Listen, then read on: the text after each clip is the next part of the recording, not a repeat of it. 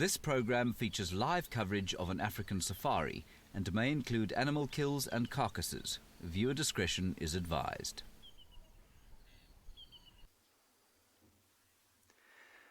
A warm welcome to all the kids that have just tuned in to watch the show.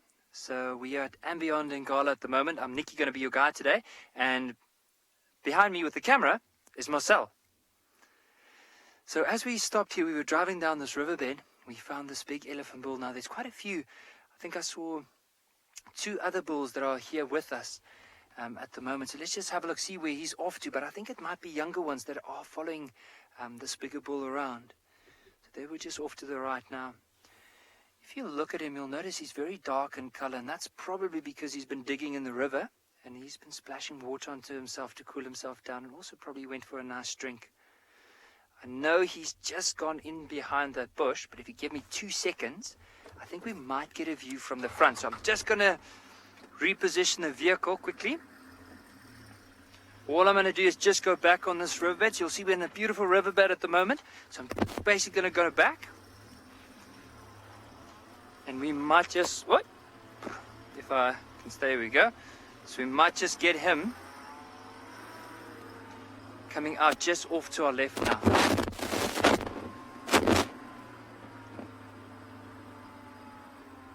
Okay, I'm going to just try and reposition to try and get Marcel just to see.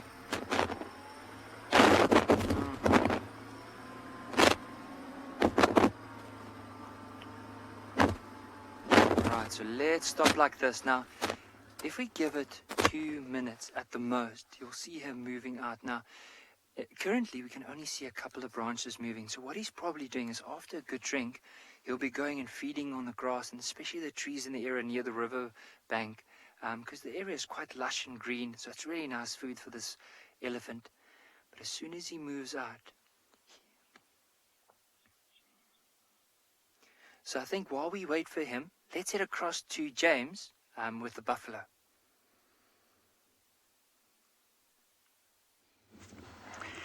Good afternoon and welcome to this end of the Sunset Safari. There is a big, beefy buffalo, and he's just walking behind a bush, perhaps thinking of coming down to the water to lie where it's very cool.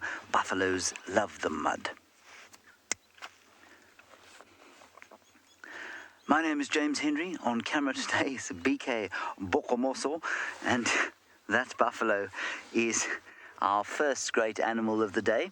Well, second, actually. We had, of course, the elephants first. Please talk to us, remember, using the email address kidsquestions@wildearth.tv. That's for those of you who are between 0 and 18 years of age. And if you're a little bit older than that, well, you can start asking us questions in 45 minutes. You'll just have to keep a notepad with them written down.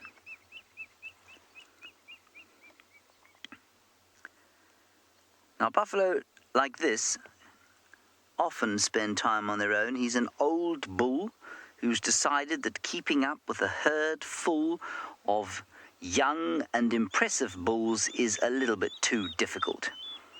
And so he's decided to take a bit of time out and spend it on his own. He might join up with the herd again, but quite often these chaps just spend time on their own. Now, the other great thing that we have here is our little family of grebes. There we are. That's just 2 of them. The other 2, the other parent and the chick, are somewhere behind us. But here's one chick and mum or dad doing some feeding and swimming lessons. Luke, you were wondering about the grebes. Well, they're all fine so far. 2 chicks and 2 parents. I'm not sure why it is that only one youngster is out swimming this afternoon and the other one is sitting on the nest. Lorena, it really is very wonderful to see buffalo back on Djuma, although it will make my midday runs slightly more terrifying, so I'm going to have to be much more careful than I have been over the last little while. But it's wonderful to have them back, and it's really happened in the last week or so that the buffalo have started to make their way back onto Djuma. There's our little grebe, swimming frantically to keep up with Mum, in the hopes of a little morsel to eat.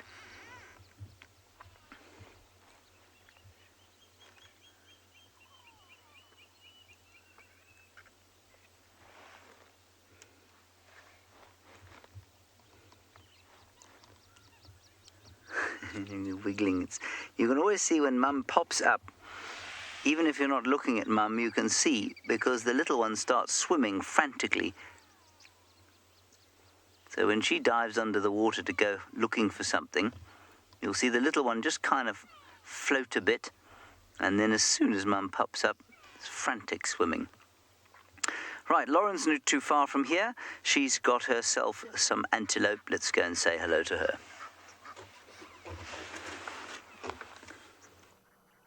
Hello, hello, and good afternoon. Welcome on board. I do have some antelope, and they happen to be Impala, my favorite of all the antelopes out here. 2 boys.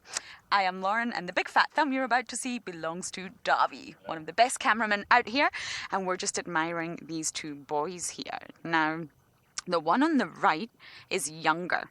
It's a young male, and the one on the left is much older, most likely the dominant male in this area. During this season, they set up little territories, but they're not permanent territories. They're actually temporary ones, and the males become very, very noisy and very vocal and full of testosterone. They terrorize the females, and they can also be very aggressive to other males. And how do I know they're different ages? Well, look at the horns. The one following has got very short, straight horns, whereas the one in front, his horns are much longer, and they've started to twist. You can actually gauge the age of an Impala by the size of the horns and the shapes of the horns. So this, I think, was a dominant one, and a young boy just following behind, probably learning how to be a dominant male. Now, I'm very much looking forward to all the questions that you have for us. We're going to spend a large portion of the afternoon's drive at the Hyena den. We're going to sit and wait it out, and I just want to observe. I think I'm not going there at the right time, and I think I'm probably not spending enough time there. I want to learn what's going on, and probably spend a large portion of the afternoon watching Ribbon sleep. Yes, Ribbon is the matriarch of the Djuma clan. She sleeps a lot during the day. So no doubt we will be watching. Okay, so we're going to do a bit of a cheeky thing, and we're going to drive the Milwaukee and see if anyone is lurking out here. And as we bumble our way through, or should I say bash, we're actually going to send you all the way to Karongwe to say good afternoon to Mike.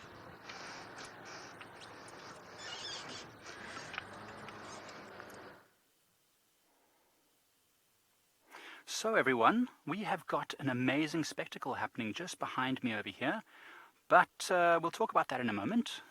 For now, hello, I am Mike Anderson, and behind the camera is Alex Shapiro, and we are here at Karongwe Game Reserve. You might not recognize me because I'm quite new, so be nice.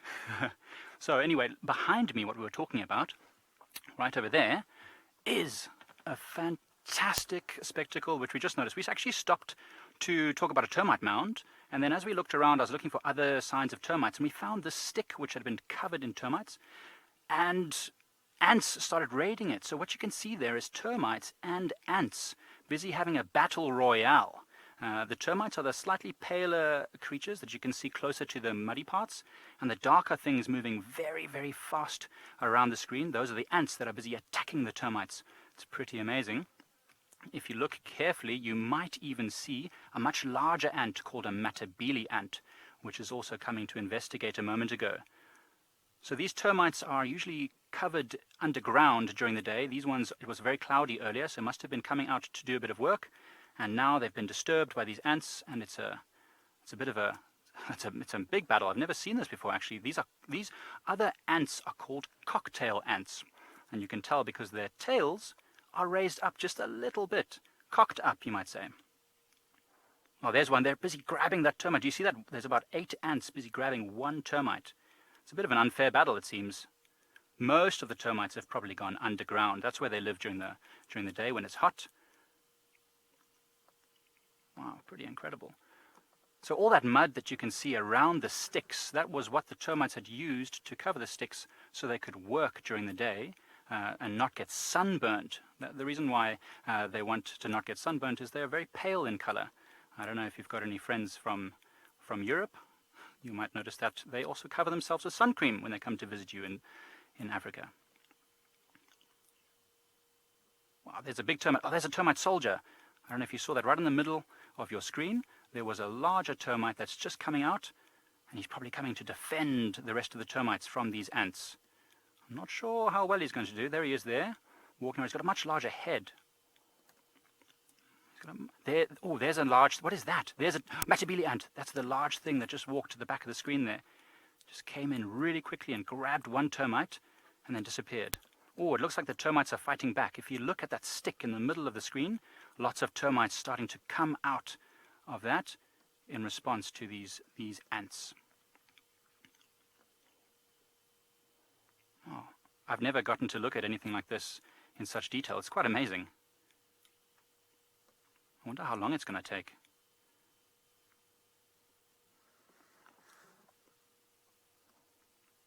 Lots of movement.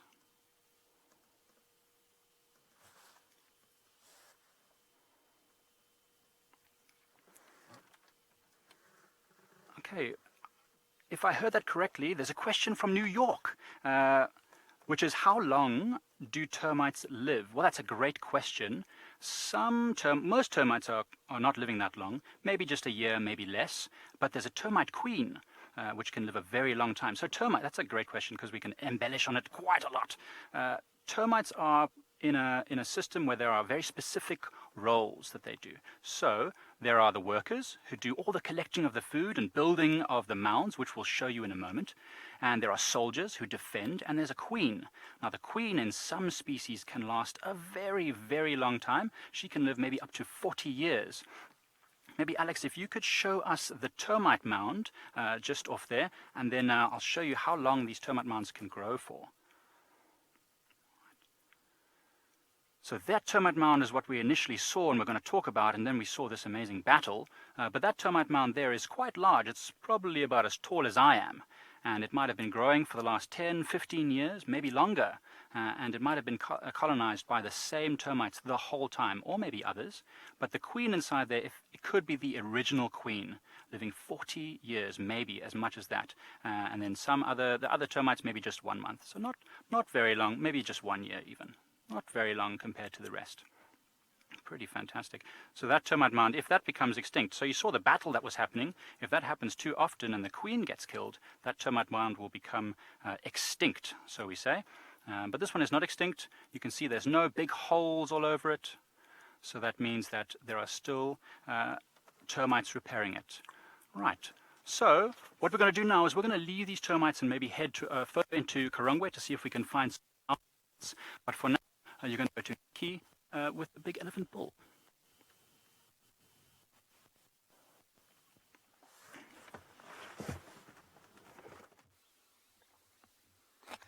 So we found that elephant again, and he's just started feeding off this one tree. But since the whole time he's been feeding quite a bit. So I do think, like, after having a good drink, he'll probably be feeding for at least the next couple of hours. But you'll see what he is actually doing. He'll push that branch into his mouth, and then slowly, as he crunches it, the bark will come off. And he'll grab his trunk and then start stripping the bark and then moving that into his mouth. Have a look. See how he's using that trunk almost as a hand to try and maneuver that branch into his mouth. But he is a fairly big elephant. I know it's quite hard to judge his size, but the size of his tusks, and also the size of this elephant, I would say on his shoulder height,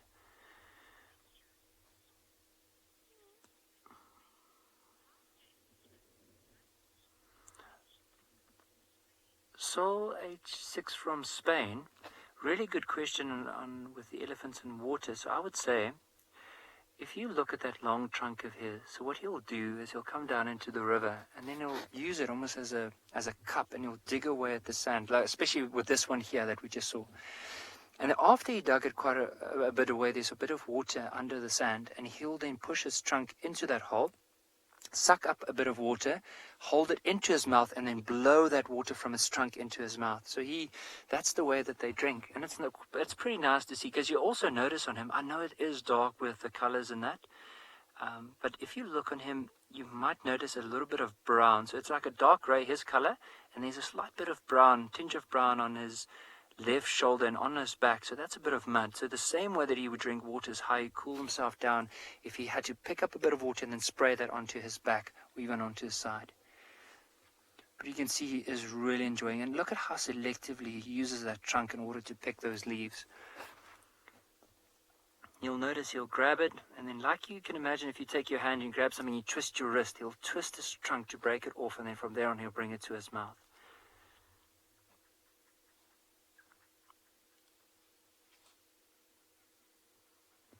And with an elephant his size, like just judging by his overall size, I think he'll have to eat quite a bit in order to sustain that big body, to keep him moving, and he'll probably have to eat close to anywhere from 150 to 300 kilograms of food. You can imagine probably the food equal to 3 fully grown men that he'll have to eat a day just to sustain himself, just to keep going.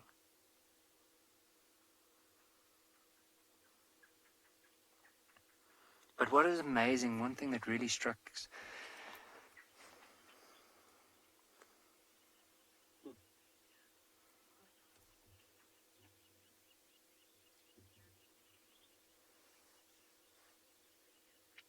Baby from Pennsylvania, 6 years old and 3/4. You asked a very good question in regards to why would an elephant, or why would a male refer to as a bull and a female probably as a cow? But it's a very good question. Now, I just want to have a look here. You might just see how he's going to probably break that branch off.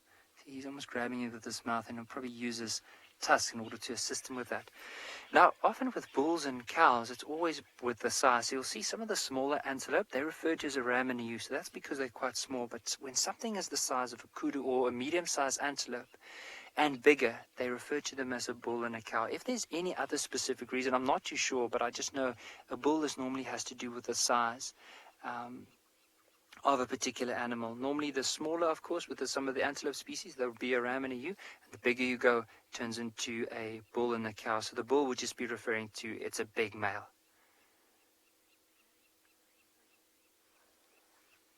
But just look at the size of his tusk, and it also looks like see that left tusk, how sharp it is? So it might be the one that he uses more often. So this elephant could be, so like we have a left and a right hand that we write with, the one that's more dominant. And I think with him, he might be left-sided. So his left side of his brain, or maybe the left tusk, is what he will use more often. But I wonder if he has a little itch. Have you noticed how he was scratching his chin on that branch? There we go. Breaking another one just so that he can eat.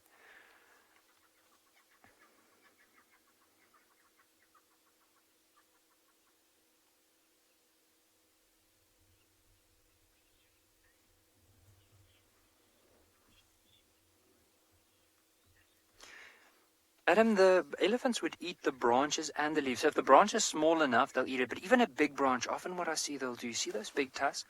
So they'll actually take it, push it against the branch, and then start stripping the bark. And then once they break the branch off, they grab it with their tusk and they'll peel it off. Or even they maneuver it in their mouth. So they put it in their mouth, and as they chew, they can maneuver that branch around so they can try and rip the outer bark off. Now with a tree, the inner part of the bark is not as nutritious. It doesn't give them as much energy as the outer part of the bark. So what they need to do is they need to get to the outer part of the bark, and that's what they're after. So if they do eat leaves and branches, it'll probably be small, and if they go for big branches, they'll probably have to strip that outer bark off, because it would be hard for them to chew, especially if the inside of the wood is really hard.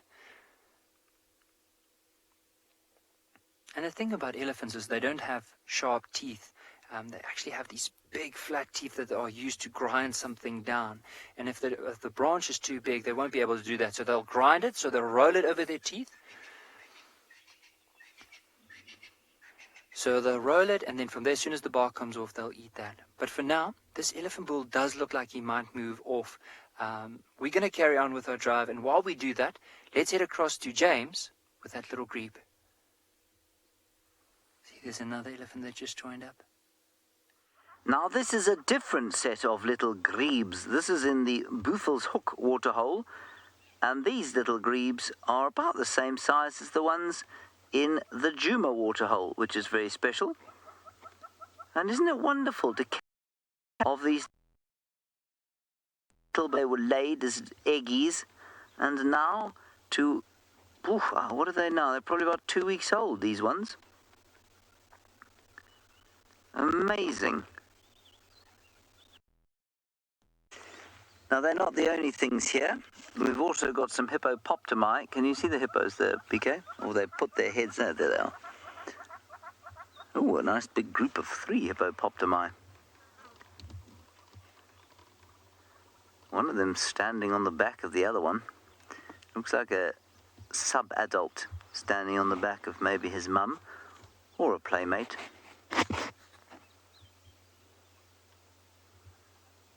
It's all very peaceful here.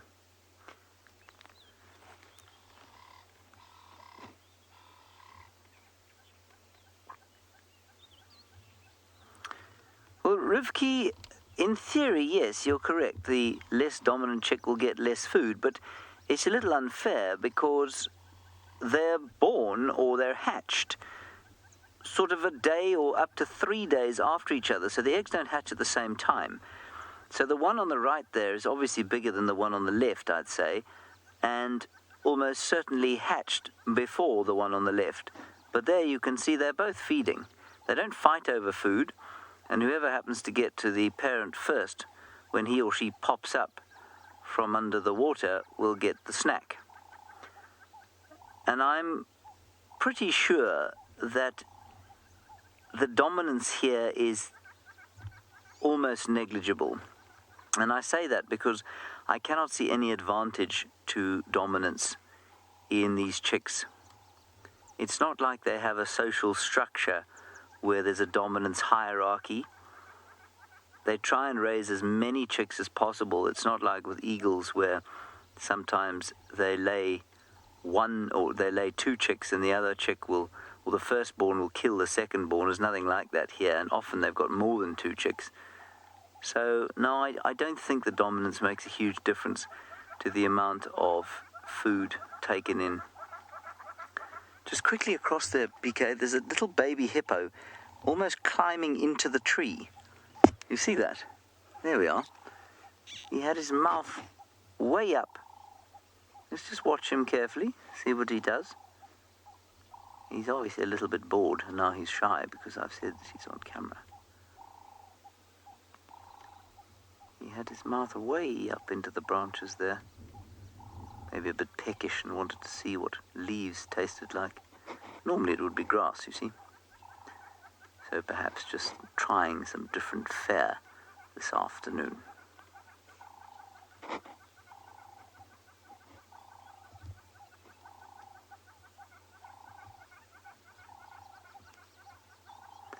Here we go with another little feeding session.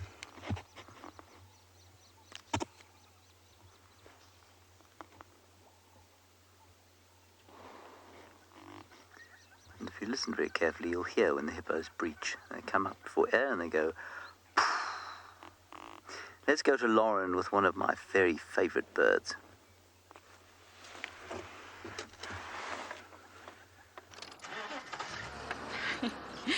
Sorry everyone, the bird flew away. Typical. It was a crested barbet. And it's gone. I am sorry. Birds are very, very difficult to get to stay on camera, I'm afraid. And that one was not playing ball. We have lots of butterflies around us, so...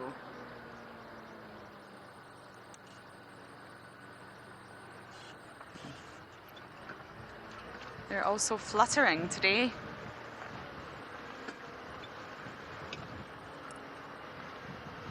Okay, I think we're going to have a little turn past Treehouse, see if there's any animals there, and then we'll go to the hyena den. This is a road to the hyena den here, but I feel it's just a smidge too early. So we'll just check Treehouse, it's not too far away, and then we'll come back to the hyena den and spend quite a bit of time there. I want to watch interactions, I want to see who's around, and of course, I want to see the cubs.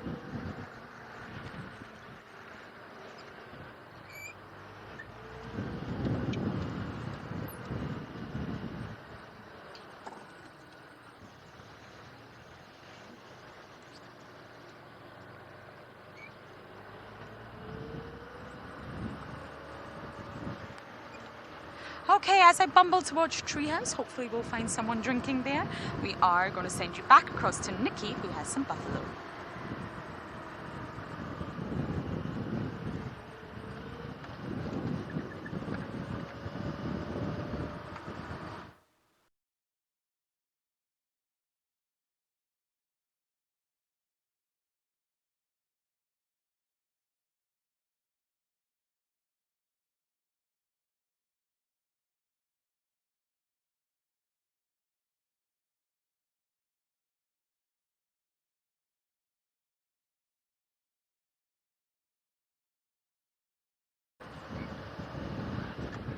Oh, sorry about that.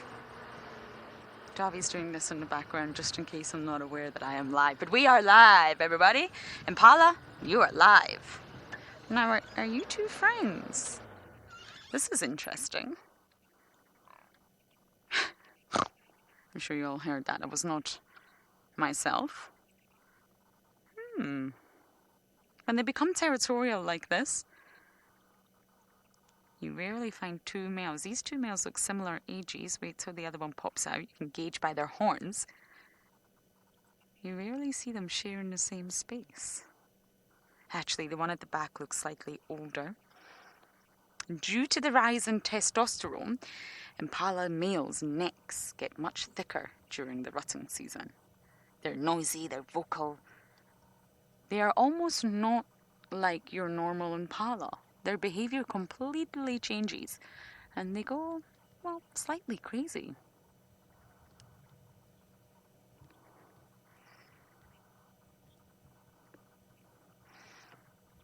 Sienna, I believe it's a very, very special day for you today.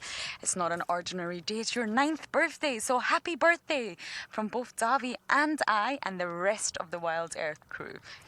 I am very happy it's your birthday. I hope you're celebrating by eating lots and lots and lots of cake. Now you're asking why do they fight?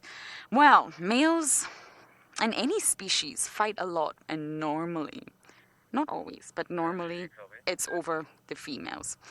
The females, well, that's what the males want. But Impalas can actually be relaxed for most of the year, and they normally hang out together and spend time together in little herds that we call bachelor herds. But because it's a rutting season, they're all competing for the females. The testosterone in their bodies getting very, very high. This normally happens around April, May, and you see them both looked up at the same time there. And they compete for females. So they set up little territories, but they're not permanent. So these territories will dissolve. It's not a permanent fixture. And they do this to try and get access to as many females as possible. But these two look fairly relaxed with one another's presence, I must say. That they can really fight and they can really lock horns with one another. Now, sadly, a monkey has pooed all over my vehicle today, so it's not very pleasant for Darby and I. So we're going to try and get rid of this, and as we do that, we're going to send you across to James with some elephants. Yeah, we've got a little herd of elephants that's come away from the waterhole we were at. Now, they look like they're going to go off towards the right-hand side of your screen, which means they are going to disappear into some very thick bush. Let me just sneak forward here. I actually think at the moment there's some youngsters having a sleep. They're not that relaxed, these guys. Let's just wait here and see what they do. Yeah, they're a little bit nervous for some reason. And I think what's going on here is that they've stopped in the shade and the babies are snoozing. They'll often lie down for a little while, maybe half an hour or so, and the adults will stand around them, sometimes dozing, sometimes feeding. And so if they're disturbed, it's obviously quite difficult for them because they can feel vulnerable, like they're under threat. So they have to get the babies up and they have to start moving them. And so I think that's what's happened here.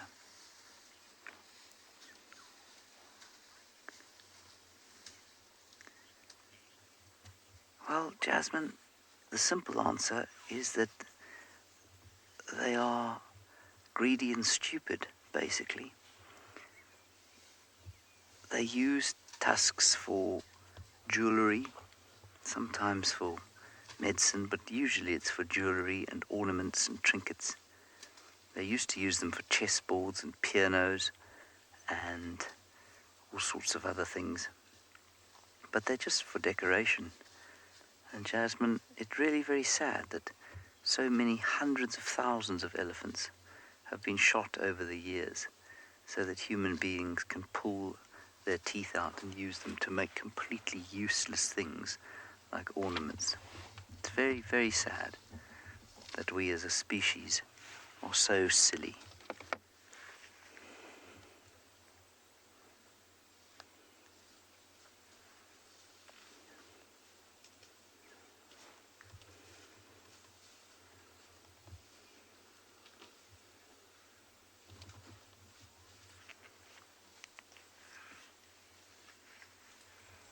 Now they're calming down. They don't seem too nervous, but if you look at that one there, I would say that she is probably the matriarch of the herd. Now what that means is that she is the leader. And she will tell the herd when to move on, when to stop, when to go to water. And this herd was obviously at the waterhole where we were with the little grebes recently, because their tracks are all over the shoreline there. And then they probably came down here and decided they'd have a bit of a snooze. Now she's going to move the herd, and let's see where they go. If they go off to the right, we won't be able to stay with them. These sightings are all about building trust, slowly, patiently, so that the animals don't mind us being in their space.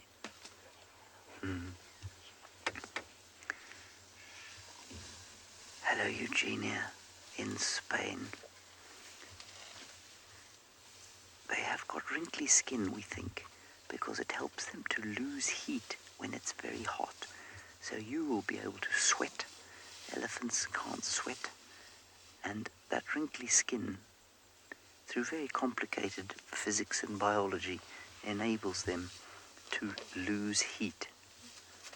And I know it's very difficult to understand, but that's why they've got wrinkly skin. Even though they're so young, some of them, they're born with very wrinkly skin.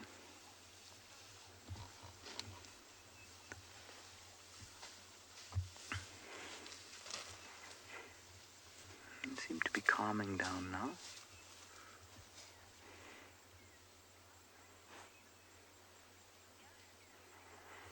Well, Tanya and Oindrilla, the length of an elephant's tail is largely based on the size of the elephant. So a baby elephant has probably got a tail that's 30 centimeters long, 1 foot. And then a big bull elephant's probably got a tail that's, I don't know, almost 2 meters long. 6 feet, 1.8 meters, 6 feet long. It's a bit like saying how big is a human being's foot. I'm sure your feet are much smaller than your dad's. I hope your feet are much smaller than your dad's.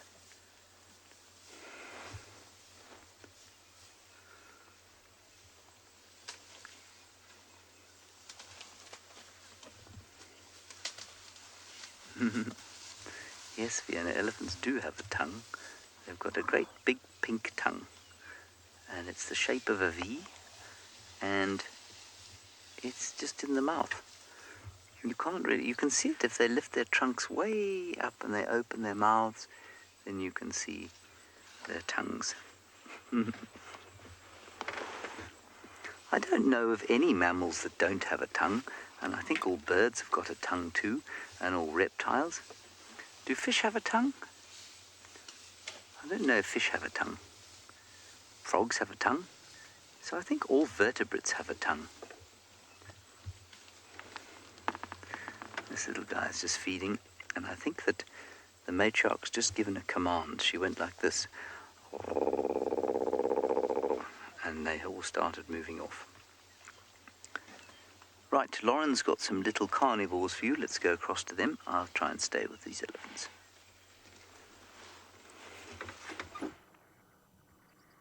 I have got some dwarf mongoose, and they're just watching us. The smallest carnivore in this area. Very sweet to look at, but they are quite ferocious. Got some back on top of the mound. Oh, Davy, we've got one at the top. They're using this mound as their resting place today. And I can answer. Andrew, come in. It's a little bit loud. Yes, I can answer. Fish do have tongues. They do. Not all organisms do, because the likes of jellyfish, for example, do not. But all organisms do have tongues. All fish have tongues, sorry. And there's a special isopod, which is a little creature I'll try and show you a photo of, that can actually, it's a parasite, that can enter into the body of a fish, eat its tongue and replace its tongue. So when the fish opens its mouth, all you can see is the isopod that has parasitized the fish's tongue and eaten it and then replaced it. So very soon after, unfortunately, that fish will die. But all fish, actually that's not correct, not all fish, because manta rays are also classified as fish, and so are whale sharks. Whale sharks are the largest fish in the ocean. The blue whale is the largest mammal, but a whale shark is the largest fish. And both manta rays and whale sharks are filter feeders, so they don't have tongues. So that's actually incorrect. Not all fish do. But your tropical reef fish and your typical fish, they do have tongues. And you have tongues too, don't you, little dwarf mongoose? Now, the dwarf mongoose are very, very closely related to hyenas. And we're actually on our way to the hyena den now. Hyenas use termite mounds as dens. But these dwarf mongoose actually use termite mounds to sleep in every single night.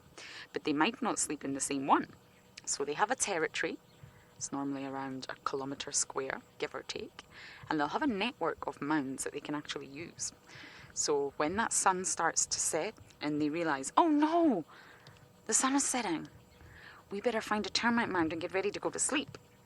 They just choose the nearest mound to them at that point in time. As long as they're in their territory, it doesn't matter which termite mound they choose. So you won't always see the same family of mongoose in the same mound. Christopher, you're from here in South Africa. It's lovely to hear from you. And as I mentioned earlier, they're quite ferocious carnivores. So they will actually eat all sorts of insects, even those insects that have a very hard exoskeleton and they maybe are not so easy to eat. Beetles, locusts, they'll eat snails. They're also known to eat small reptiles such as baby tortoises, lizards, geckos, scorpions, centipedes, I know. And they also eat eggs. So if they come across any sort of bird's eggs on the ground or reptilian eggs that have been buried, then they will also eat any delicious egg that they come across. So they've got a very varied diet, but they are carnivores. They will eat other animals. And we get many mongoose out here. White-tailed, slender, banded, mares, lots of different types of mongoose. But the dwarfies are the most common. And they're the smallest, of course. That's where their name comes from.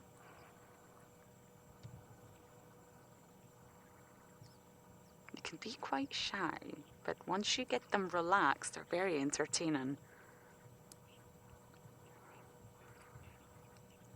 Gabriella, you're 7 years old in Cape Town, and you're asking what colour is a mongoose tongue? It's pink, I think. When they open their mouth to vocalize, they're very vocal. You can actually see inside their mouths, and it's pink. I think a lot of mammals have pink tongues. Giraffes, they have black tongues. They have very unique tongues, very long, 45 centimeters long, and it's black in color. But I'm almost 99% sure these mongoose tongues are pink. Oh, Davy, we have a gorgeous dragonfly on the ground over here, but I'm not sure it's going to be possible to get it. Do you think you can get it? It's just right over my head, so I can bend down just in front of this log. There we go. Perfect. Well done, Davy. I just thought we'd show you another creature of the day, a dragonfly. It's eating. You see that? It's moving its mouth parts.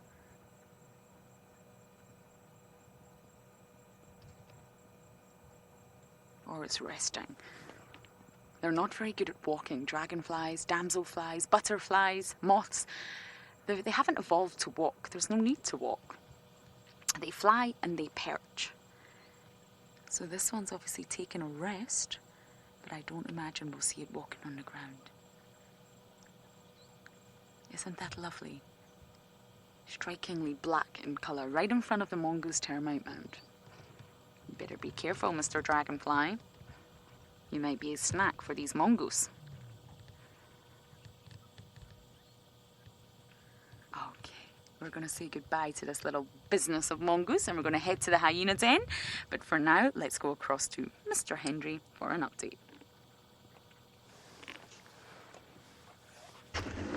Our elephants are just coming through this patch of thick bush here, and I don't know how good our signal's going to be, but if we stay up on this little ridge crest, it should be okay. Now what I don't want to do is go blasting in there after them, because that will make a big noise, and I think they were a little bit nervous for us to be making a big noise. There goes the antenna, BK. That's a pity. Let's just go a little bit along here. Yeah, you see they're moving through there. See if you can get a shot of them there, BK. You see them there? They're just behind the dead tree. That's it. And some very thick bush. They're in there somewhere. And unfortunately, they don't look like they want to come and see us. Let's try a little bit further forward. Louise, you just keep telling me about my signal at this stage.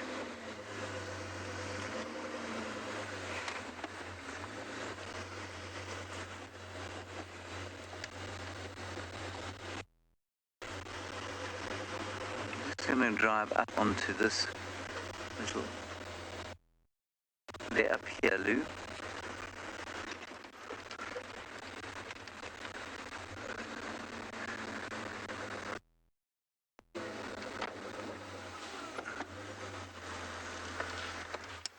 They're like sort of silent ghosts. You got them there? There's another one. There we are. It's not the best elephant sighting you'll ever have, but at least we still have them, right?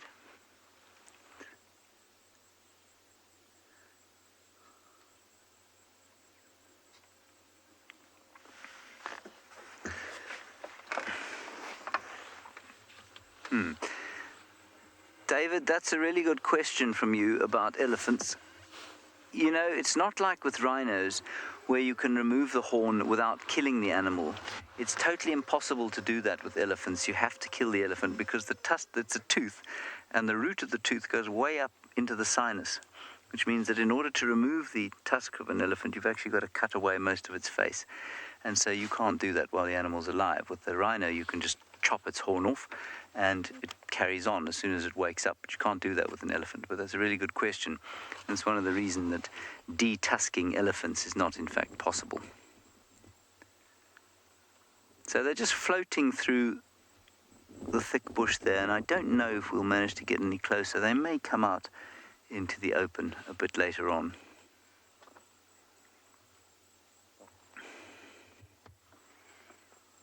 And if you listen very carefully, you won't be able to hear them because they move very, very silently.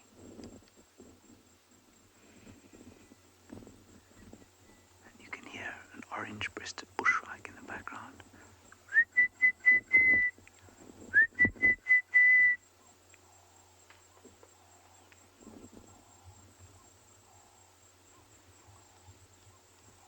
There they go now.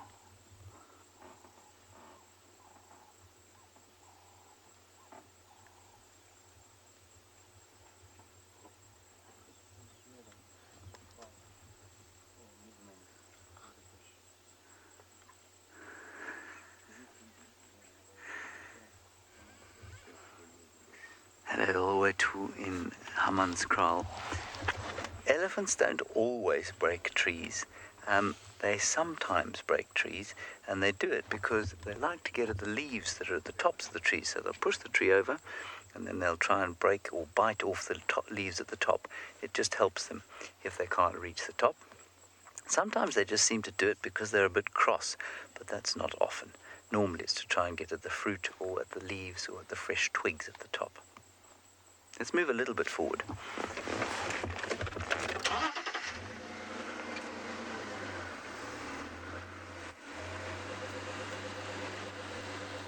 And hope they come down here into this little riverbed area, which is very pretty, very picturesque.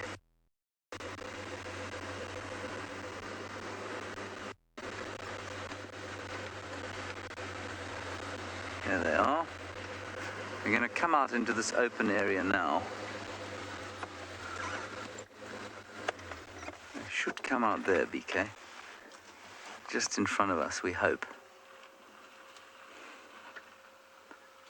But let's see. At the moment, you're playing a game with us that is common to all wildlife filmmakers, and that is the game of waiting. All right, kids, thank you very much for joining us for this particular piece of the show. You can join us for the rest of the show. It'd be lovely to have you for the rest of the show. And those of you who are a bit older can now start asking questions using the hashtag WildEarth. Otherwise, the chat stream on YouTube or on Twitch. It would be lovely to have your questions now. Comments, insults, jokes, whatever it is you'd like to say to us. Are the elephants in the gap? No, they are not.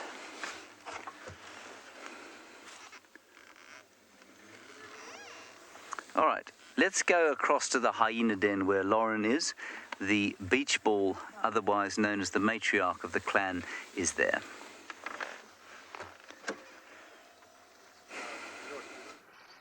Ribbon is here, and she's in a very unique spot. I've personally never seen Ribbon sleep around this side of the den. She's around the other side, from where the cubs are stashed, if you like. Davy said she was here the other night, but I've never seen her here. So she's obviously found a lovely little spot, nestled into the grass, avoiding the sun, and I'm more than sure that she's very comfortable there.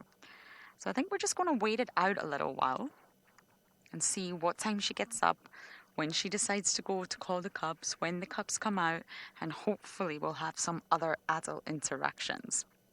Now, it was Comet last night that we watched Ribbon chase away. Never really seen that before. How sort of, well, ferocious she was with her own clan member to chase him away from the cubs. He was getting a little bit too close to the sort of entrance where they were stashed, and she chased him away, and he ended up hitting a tree and running off. So she's very, very protective over this den. And it's normal for hyenas to sleep all day because they're so active during the night. At some point they have to rest and recuperate. So it's very, very normal to see them, well, snoozing as Ribbon does all day long. She looks surprisingly comfy. But you can see her signature ear there, her butterfly ear as we called it. You know straight away that it's Ribbon. You don't actually need to look at the spot pattern. There was talks of Heart being here last night, but I'm not 100% sure. I also didn't get a good enough chance to look when we were manoeuvring. Heart got up and walked away. So I didn't get to see if there was any sort of prominent nipples or suckle marks.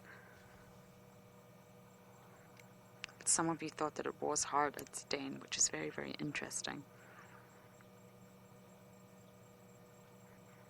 Now we checked Treehouse. Nothing exciting is going down there. But I think this one today is going to be worth waiting for. Patience pays off, as you all know.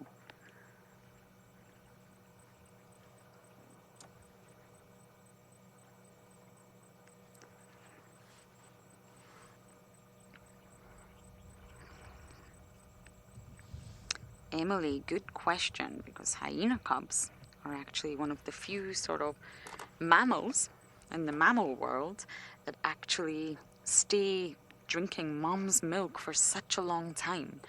They can actually suckle for up to 2 years. The normal age is 18 months, but it's normally 2 years. And this is because the hyena milk is said to be the richest in the entire, in the mammal world. It's full of calcium, it's full of protein, and it's also full of fatty acids, which is exactly what a hyena cub needs to grow. So they will be introduced to meat. There's already been carcasses and bones and all sorts of delicious fleshy pieces being brought to the den. So they'll get introduced to meat quite early on in order to prepare their stomachs. But they really won't join the hunt until sort of around 6 to 8 months. And even then, they'll be kept back. So they won't be the ones that are sort of ruling the hunt, shall we say. They'll learn how to scavenge as well, because that's a survival technique. They need to know how to scavenge. They need to know how to hunt. So it's a learning process. So they'll stay at a communal den for 1 to 8 months. And they'll be very much restricted there. Food will be brought back. And they will then, once they get older, around 6 to 8 months, they'll start to join all the adults in causing trouble around the area. But they'll still drink mum's milk up to 18 months, which is a very, very long time for a young cub.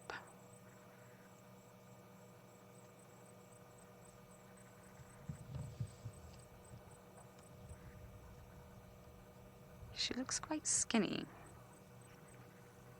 I don't see that enormous belly that we normally see. I'm not sure she managed to eat an entire house last night.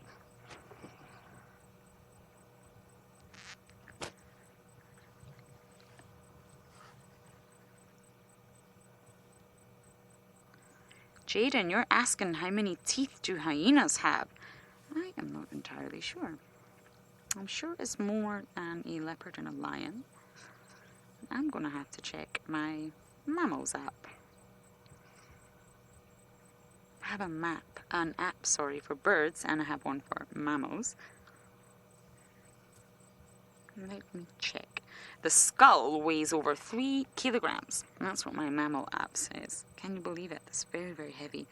It's heavier than a lion's. Yes, 34. So it's more than the leopards. It's more than us. Hyenas have 34 teeth.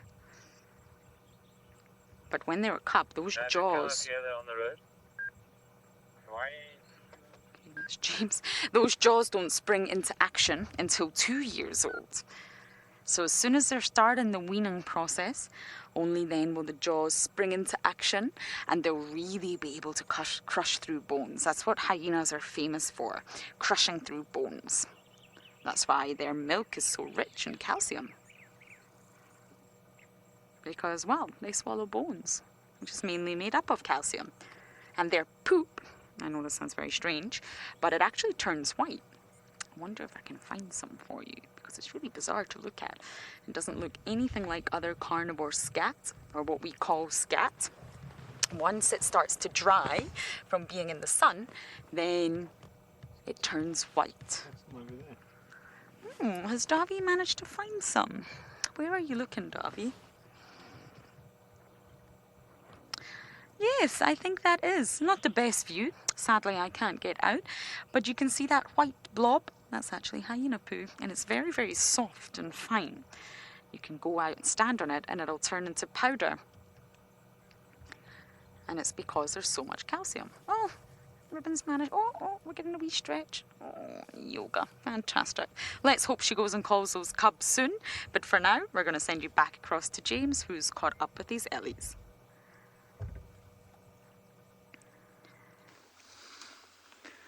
Okay, we've caught up with our elephants again, and they are pretty relaxed now. I think they're just slowly going to move past us, and let's hope that's the case, because we'll get a lovely view as they go through this clearing. They're just walking along feeding. They might even go towards the water, but I think they were there before we found them. There we go, here they come. It's all about building trust. We've been asked a lot about whether or not the animals are behaving differently now that we're in lockdown. And the only noticeable difference I think there is that the elephants have become I think, more relaxed because they've had fewer vehicles around them. And so they have seemingly been less tense. I mean, really, the Sabi Sands is not a place where elephants are known for their great tension, or you really don't have to be particularly careful of them here most of the time. But I think they've been remarkably confiding since the majority of vehicles has disappeared.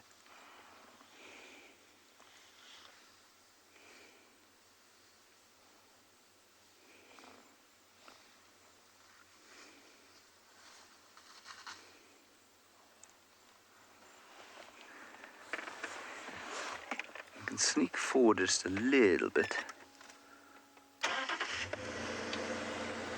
There's a cow in there that's a little bit nervous, just to the right, but this lot on the road seem to be okay. I don't want to cause them distress and make them run off. Here we go. These guys are nice and relaxed.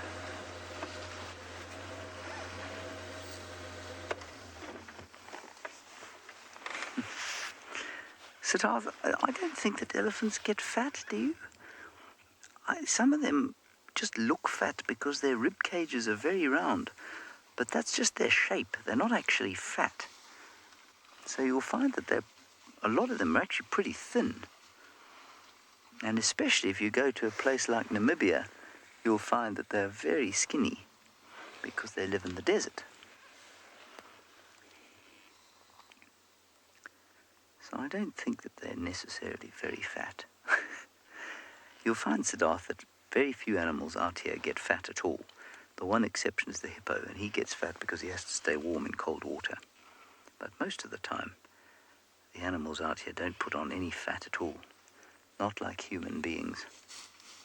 Oh, what a big, strong boy now coming to show us that he's very strong.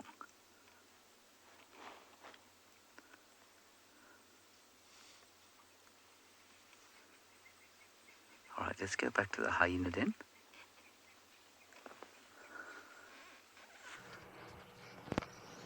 A lot has happened in that short space of time, everyone.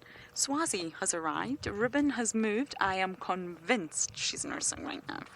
I'm convinced the milk bar is open, as we like to call it. Hello, Swazi. My dear. I think Ribbon tolerates Swazi. He's young, he's Pretty's son, and we really believe that Pretty, unfortunately, is no longer with us, which is very, very sad. So he's really not a threat. He respects his matriarch. I think Swazi, from my experience with this hyena, lonely is not the right word, that's a very human term, but I really do feel that without his mother, Swazi seeks sort of social comfort from other hyenas. We always see him following, or he's always in camp, and he seems to spend a lot of time at this den, and Ribbon accepts him. Because you're the boss, aren't you, Ribs? Yes. I'm convinced the cubs are suckling right now, which is perfect, because as soon as they get that little burst of energy, I think they're going to be bounding around. I think I've been coming to the den too late.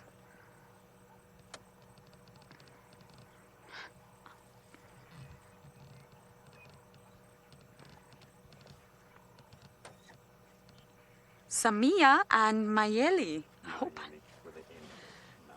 Nayeli. I hope I pronounced your beautiful names correctly. What lovely, lovely names you have. You're asking, are hyenas aggressive? Depends who's giving the answer. To humans, generally speaking, no. Hyenas in this area have become very habituated to humans. They're often in our camp. Oh, there's those teeth, 34 of them.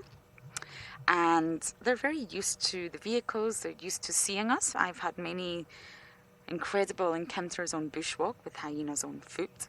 And I think that to other animals, if you were an impala or a vulture or a small duiker or steenbok, yes, you're going to find hyenas aggressive. They are aggressive to one another. And if you're a hyena from another clan, then you're probably going to find hyenas aggressive. They do battle. They do have wars between clans. But to humans, and other members of their own clan, they're normally not aggressive. But Ribbon here was the lowest ranker of all hyenas, and she actually overthrew the matriarch Corky. And in order to do that, there was a lot of aggression involved, I'm afraid. But she got her way, and now she's a queen. So she blocks the hole. She doesn't let the little cubs come out for a while. Yes, I know you do, Ribbon. But eventually she will.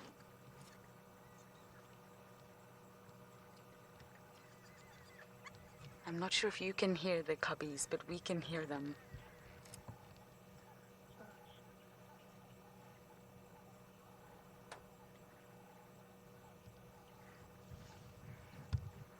Yoko, you're asking a very interesting question, and it is about the pseudopenis. So the development of the pseudopenis led to a lot of confusion within hyenas, because they were originally thought to be hermaphrodites, because back in the day it wasn't fully understood why every single hyena had a penis. So they were thought, maybe they've got both male and female sex organs, and therefore they're hermaphrodites. And I think Hemingway actually described them as hermaphroditic self-eating devourers of the dead. Yes, that was the start of their really bad reputation. But of course they're not hermaphrodites. The males have a penis and the females have a pseudopenis. And the sort of evolutionary cause or drive, should I say, of the pseudopenis, it is believed that it assists the matriarchal structure because it leaves the females in charge of everything, and there's actually no option for a male to force mating. Copulation in any way, shape or form cannot be forced. It has to come from the female. So that assists a matriarchal structure because they decide when they want to mate. There's absolutely no way that the males can force that on them at any point. They have to wait until the female says, I'm ready, it's time to mate. And then the female's receptive, the male will follow and mate with her. And it's not easy. If you ever YouTube hyenas mating, I know that sounds very creepy, but do it. It's very bizarre because it's not easy for them at all. And their genitals are not the easiest to sort of insert into one another. So that's why it assists the matriarchal structure of hyenas, because they decide when mating occurs. They decide who they mate with. It's all on their terms, and that way it assists the female dominance. There's lots of organisms, lots of species where the males really can force copulation. The females don't have a choice. And even in hippos, for example, females can die because the males are very aggressive during mating and they actually hold the female underwater. They mate with her. She has absolutely no choice whatsoever whether she is receptive or not. And sometimes she drowns. If it's for a long time and she wasn't ready and she didn't maybe hold her breath or fill her lungs with air before submerging, she dies. So in the world of hyenas, this cannot happen.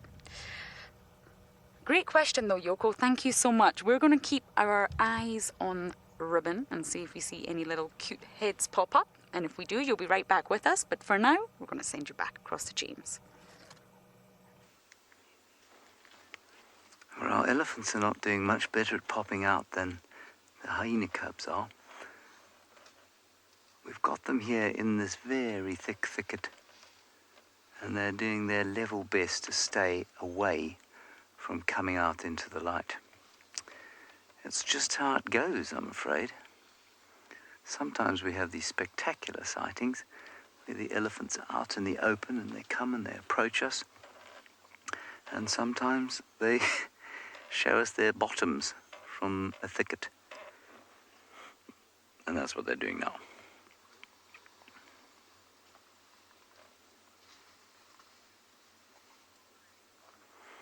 Yes, Louise, it is indeed a fine bottom, and it has just made a nice gaseous expulsion. Pop, pop, pop, pop.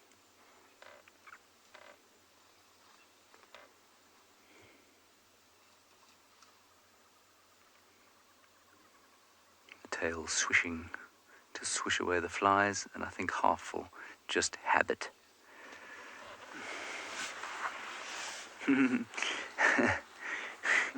Yeah, Ruby, they do.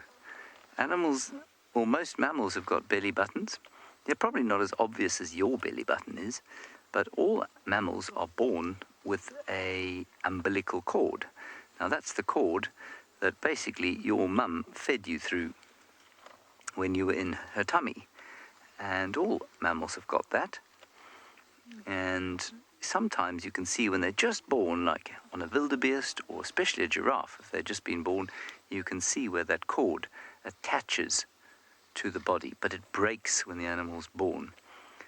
Now, unlike, we obviously have to have a doctor to help us and tie that all off and make it fine, but the animals out here don't need that. It just kind of snaps, and then they get left with a little belly button, which is really quite difficult to see, though.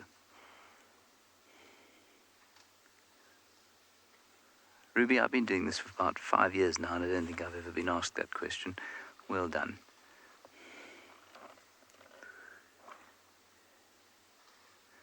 Yeah, this really isn't the most spectacular angle of an elephant. I wouldn't describe that as her best angle.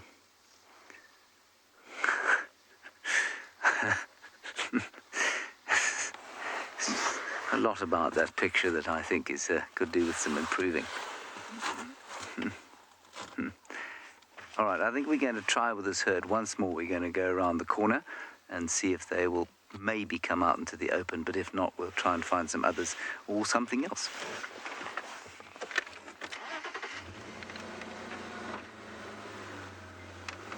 And while we do that, let's go back to the hyenas and see what they're doing.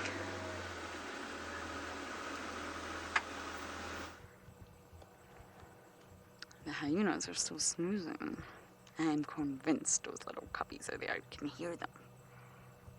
I can't hear them anymore though, Davy, can you? I think they've probably fallen asleep.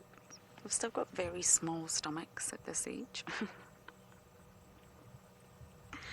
And once those stomachs are full, I think they tend to fall asleep. And then when they wake up, they are full of energy and ready to terrorize Mum. So going back to sort of, or following on from Yoko's question about the penis and the pseudopenis, the pseudopenis that female hyenas do have is said to be the only sort of mammal that's still alive today, that still exists today, that urinate, mate, and give birth through what they call a hypertrophied penile clitoris. The pseudopenis is so narrow. It's really, really narrow. And female hyenas have to give birth through it. They're twin litters. And I'm actually going to get a photo ready for you. You just bear with me. I have showed this before. I think it's really, really important to understand the anatomy of hyenas because... Oh, I can see a cub. Sorry, I can see a cub. Cubs are here. I'm just going to let Andrew know that the cubs are coming out. Bear with me. Andrew, come in for Lauren.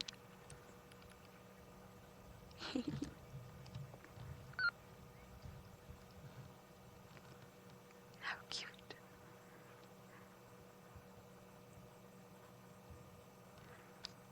Andrew, do you copy?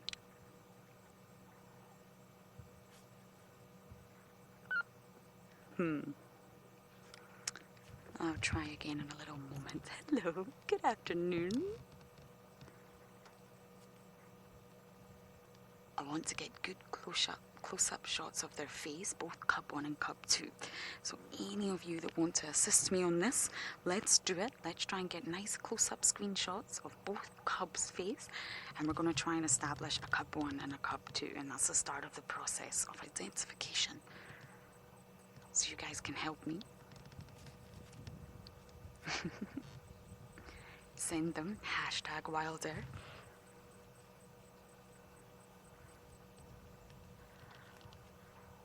It's almost like they're anal pasting on that plant. Anal pasting is the way that hyenas mark their territory. Yes, it's very bizarre. They do push out the inner part of their anus and paste a very smelly, oily, sticky substance on the vegetation. And that is how they mark their territory, and it's almost like these little ones are trying to do that. They're obviously not territorial, though, at this age. I'm just going to try and reach Andrew one more time. Bear with me. Andrew, do you copy?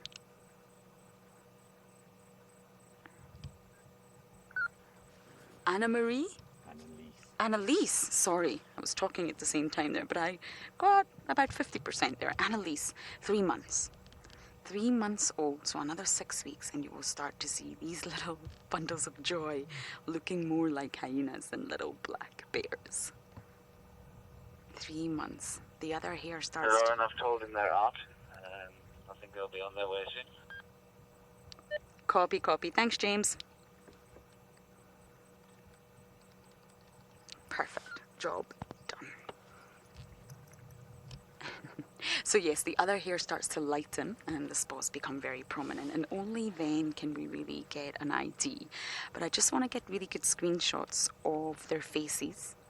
So at this stage we can try and establish who's who. Maybe give a cub 1 and a cub 2, and then follow their story from then. Next will come the gender identification, but not at this stage. And then obviously we'll be able to start identifying them using the spot pattern. And then slowly but surely they will get names. They're different. One's much paler in the face than the other. You see that?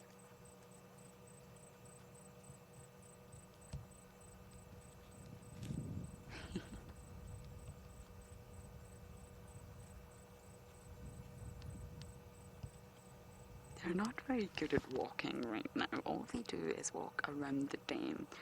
So they're not quite capable of full mobility yet. They're a bit wobbly.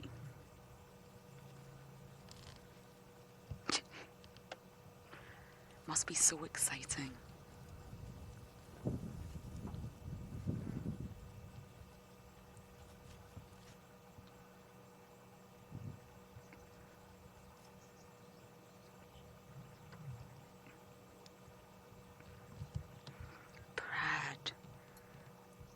I don't think I have. Louise will be able to tell me hopefully when Corky was last seen. But I don't think I've seen her this year. It was a sighting with Trishala, yes it was, I remember that. But I didn't get the chance to see Corky. Corky was the ex-matriarch, everyone. Another awesome hyena. I loved Corky. She wasn't as bonny, as we would say in Scotland, which means pretty, as ribbon. She was quirky. But of course, she got overthrown. She's no longer matriarch, and we don't quite know where she sits with Ribbon. In order to determine that, we really need to see them interact. I imagine she'll be submissive. 17th of March, thank you, Lou. We record these things. So it was on the 17th of March that Corky was last seen with Trishala. So Brad, I actually haven't seen Corky at all this year. I think she's very low ranks now, but I don't know if she's at the very, very bottom or if she's still got some sort of status. That's what I want to determine. But Corky's story was a sad one. It was a really sad one. We also don't know what happened to Plonk. The last time Plonk was seen was in August last year, which is really sad. Okay, we're going to sit here. Hopefully the cups will come bouncing out again soon. But for now, we're going to send you guys back across to James.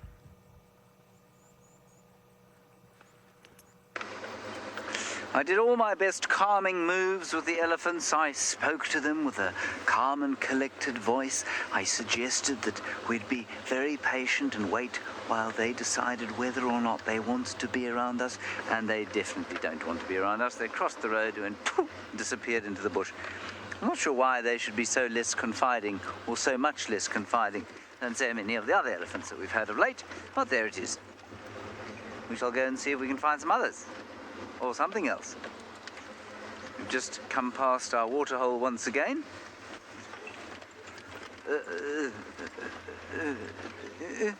Just quickly point out something to those of you who are relatively new viewers. It's a bone, which is not a particularly fascinating bone, except that it belonged, I don't think it still belongs, I think we can say belonged, Can we? I mean, it's not like the animal's changed, is it? So it belongs to a deceased buffalo. And this buffalo came to an end during the droughts that we had a few years ago. And what was so amazing about it, those are the two little femurs. What was so amazing about it is that the buffalo rotted right here where it lay. In fact, it was over here. It lay down, died, and nothing ate it.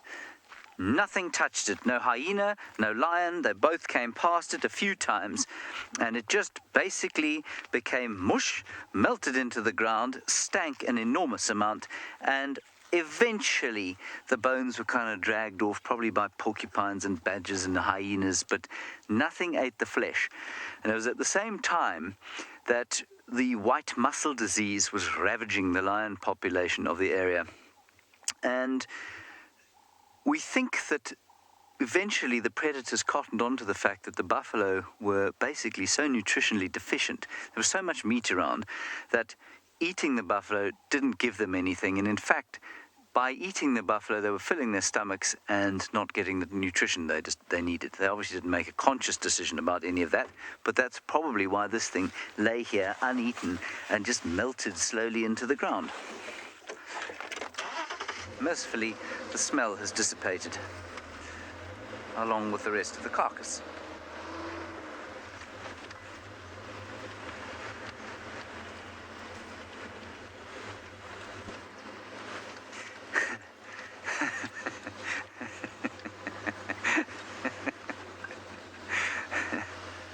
No, Reese, I did not do the voiceover for Scar in The Lion King.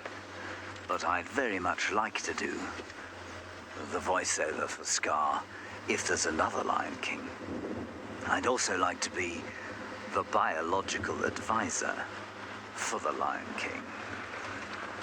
Because I think there were so many lies in the Lion King that they need to be rectified. The best one of those was the one pointed out to me by Louise, who's directing today. And that is that the roar of the lion at the beginning of the original, I don't know about the new one, I couldn't bring myself to watch the new one, was in fact a tiger roaring. They didn't even put a lion roar into the beginning of The Lion King. They had a tiger roaring. Somehow that is considered acceptable. I don't know. It made me very cross. It made me so cross to my heart.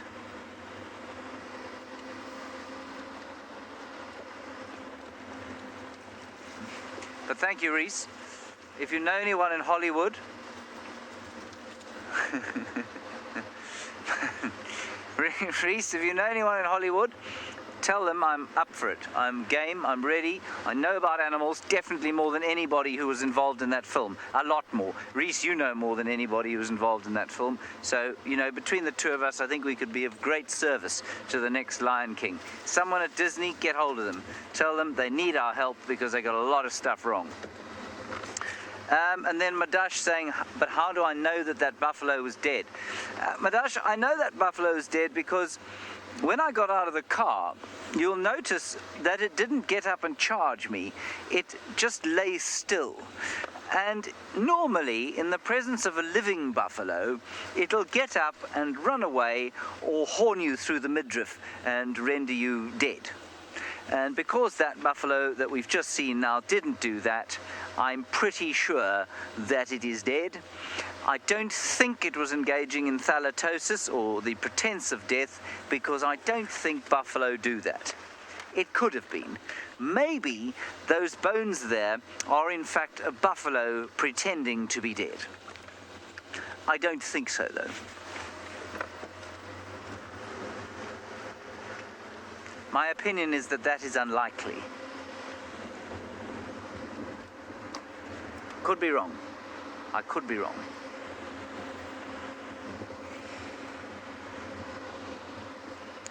Now we must find us some more animals.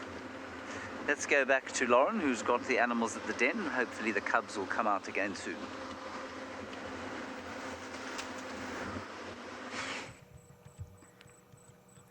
They keep popping out and going back in, and popping out and going back in.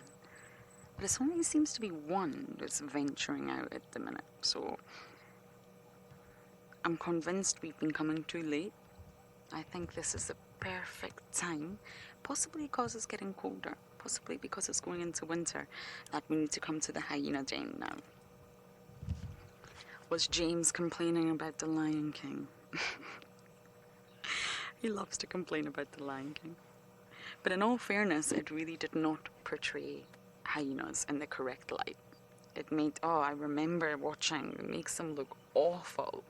Another reason that they really don't have a good reputation. From the Hemingway quote to the Lion King to just the general belief that hyenas will kill you. There's even stories that they will raid graves, so they will dig up graves to eat the bodies inside, which is not the case. It's not the case at all. So yeah, lions are said to be noble, cheetahs graceful, leopards courageous, and hyenas sneaky and vicious. An awful scavenging graveyard lurker. Yes, and that's not fair. I'm sure many of you who are old and new to WildEarth understand that hyenas are not like that at all. Yes, they scavenge, absolutely, but so do many animals out here. Mostly your top predators will all scavenge from one another. I've watched Hosanna, the male leopard, take food right out of Pretty's mouth. I've also watched Darkmane, one of the Avoca males that we don't see too often anymore, scavenge from Corky. So they'll all take from one another. But hyenas do have a terrible reputation for it. But you have to be resourceful, you have to be intelligent, you have to be quick if you want to scavenge. There's also a lot of patience involved as well. And a lot of dreaming that you can climb trees. I'd love to see a Hyena Queen movie from Disney, Louise. That is a great suggestion. I would love to see it. An animated movie all about hyenas. But it's not just The Lion King, it's also many of the other animated movies are not correct. Finding Nemo is also an underwater version of The Lion King. It's incredible, but it's also so incorrect on so many levels. And I remember working in Maldives that had a lot of high-end clients and celebrities. You wouldn't believe some of the stories I have to tell. And I gave presentations to kids, and part of my presentation was about the sort of things in Finding Nemo that were not entirely correct, and I was trying to get kids' minds around what was correct. And I made the fatal mistake of telling the family how inaccurate it was and why it's not correct, and I went through all the facts, only later to discover that the customer or the client that I was with was actually the chief executive officer of Pixar. Yes, that was a bit of a mistake. Well done, Lauren. I couldn't have played that any better if I'd tried, but luckily he found it amusing. And the reason it's not accurate, I do understand. Clownfish are hermaphrodites, so we spoke about hyenas having the reputation of being hermaphrodites. They're not. But clownfish, which is what Nemo was, they are hermaphrodites and they change sex. So every single egg that hatches, when the mum lays the eggs, every single egg will hatch male. There will be no hatchlings that will be female, and they go through their life all being males. So you will see very small males and slightly bigger males. There's only one female as part of the group per anemone. And she will be, well, the matriarch, if you like, the leader, the mother. Everyone else will be male. And if she was to pass away, if she was to die, fish have short life cycles, only the next biggest and strongest male will turn into female.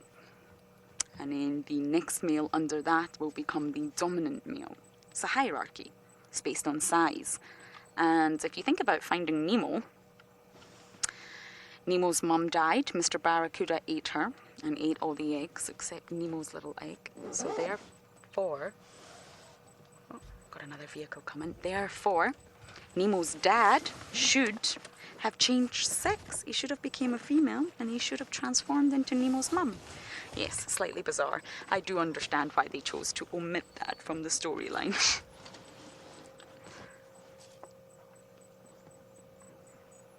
Ribbon, where are your little cubbies? As much as I love watching you sleep, darling.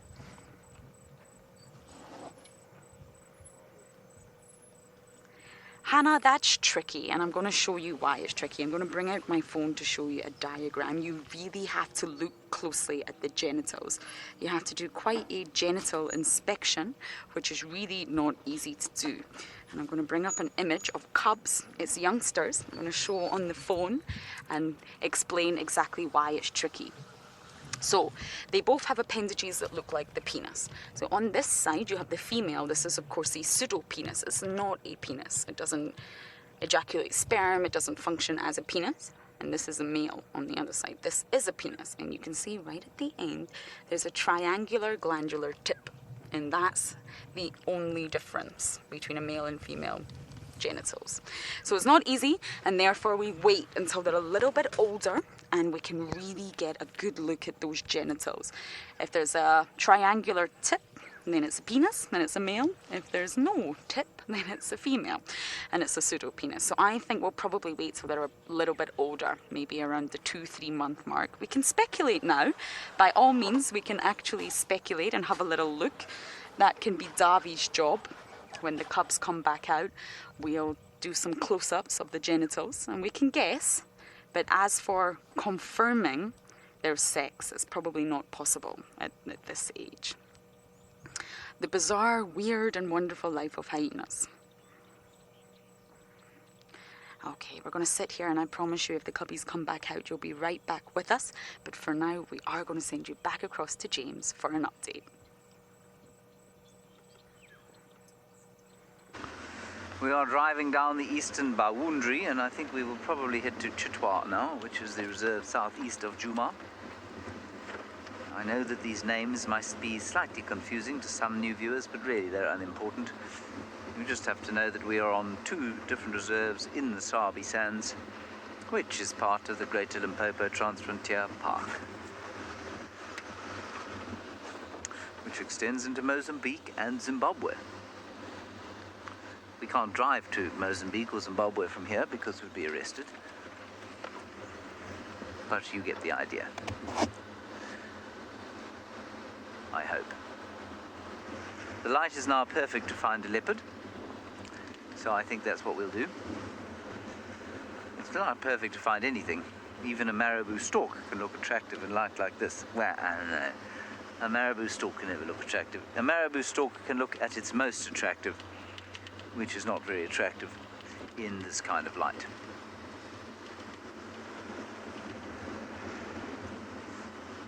So it might be nice to find another herd of elephants. Apparently there's some technical glitch with Ngala and Karongwe, and so that's why you haven't seen or heard from them. It's not that they have nothing. It's not that they have forsaken us. It is that they are experiencing a technical difficulty. There is a whoop whoop. Can you see it, BK? It has landed upon that tree. It is hill who headed. There it is. Whoop whoop. Whoop whoop.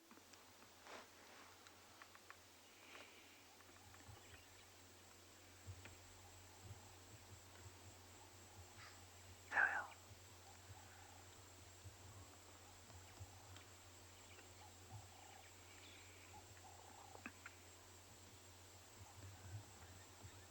Very good. I think it must be quite difficult to preen one's feathers with a needle like that on the end of one's face. Here it comes.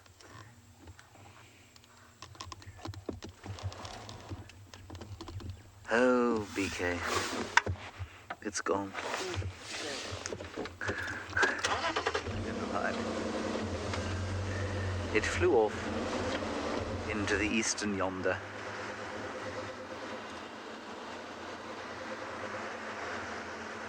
Yes, so 50, I think we are due for Tingana sighting again soon. We've certainly had tracks of a male leopard in his territory. I'm pretty sure it's him. You know, that cat will sleep in thick bush for days, especially if he's managed to steal some food. So the fact that we haven't seen him for, I don't know, what is it now? About a week and a half? I'm not vaguely worried about him. He's also got half his territory now in Buffelshoek, which is north of us, and so half of his time will be there.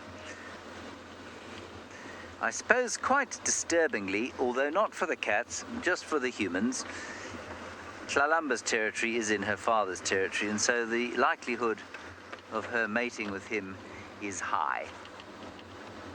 That's okay. That's okay.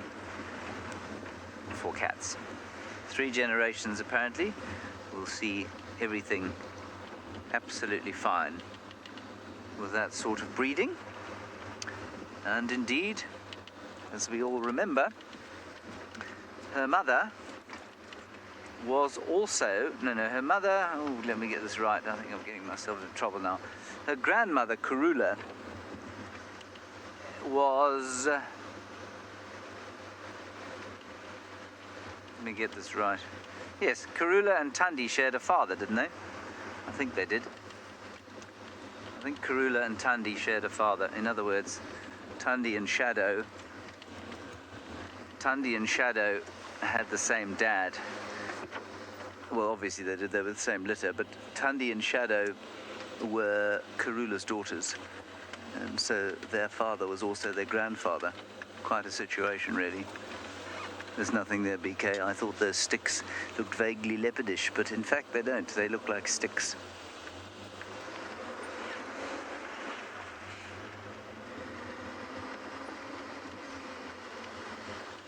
So that happens all the time in the cats, and it's not a problem.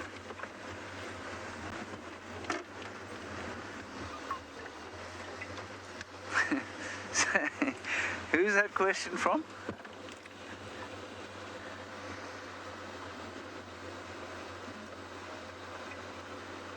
Melissa, the English name of a hippo is a hippo.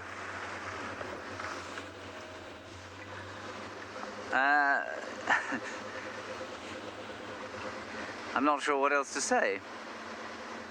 The English name of a hippo is a... Oh, right, okay, you spelled it hoop hoop. I'm going to assume you're Afrikaans speaking, because I think in Afrikaans a hippo is a hoop hoop. Shall I check my app? And if... I think it's onomatopoeic in both languages, obviously, because that's what call it makes. It goes whoop whoop, whoop whoop, whoop whoop. And if you're Afrikaans, you hear a little p on the end of the hoop. And if you're not, then you only hear one on the end of the second pip. Here we go. Oh, I've done a lot of research on hoopus. Yes. In English, the African hoopoo. In Afrikaans, the hoop hoop. In Swazi, Upupa Africana. That's very strange. I'm sure that's not Swazi. Don't know what that is. Anyway, there we go. And interestingly, in Zulu, it's not an onomatopoeic name. A lot of these names are onomatopoeic in the local languages. Mzolo Zolo. Mzolo Zolo. It's quite a nice name. Mzolo Zolo.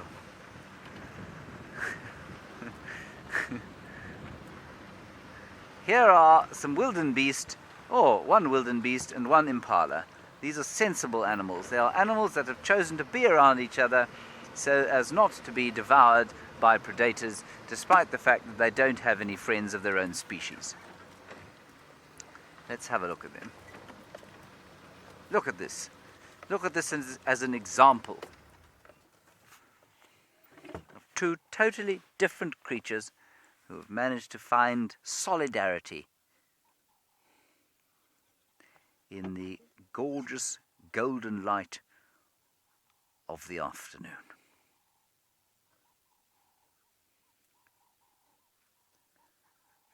While you look at them, I am scanning the region around Chitwa Dam to make sure that we're not missing out on a leopard, a wild dog, an elephant. Oh, now this is very interesting. We are now going to go to Eco Training's Karongwe camp, where a fellow called Mike, who I've never met, is going to tell you about tracks.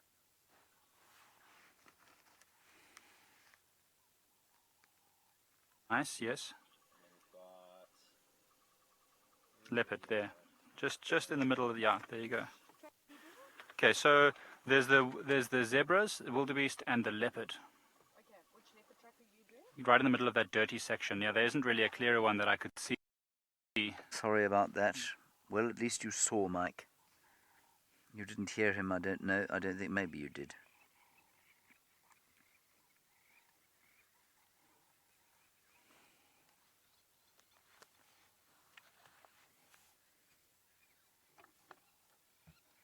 Such a peaceful little scene with the crowned lapwings flying overhead, giving their rather strident call. I wouldn't describe it as an attractive bird song. Not like the soothing Cape turtle dove.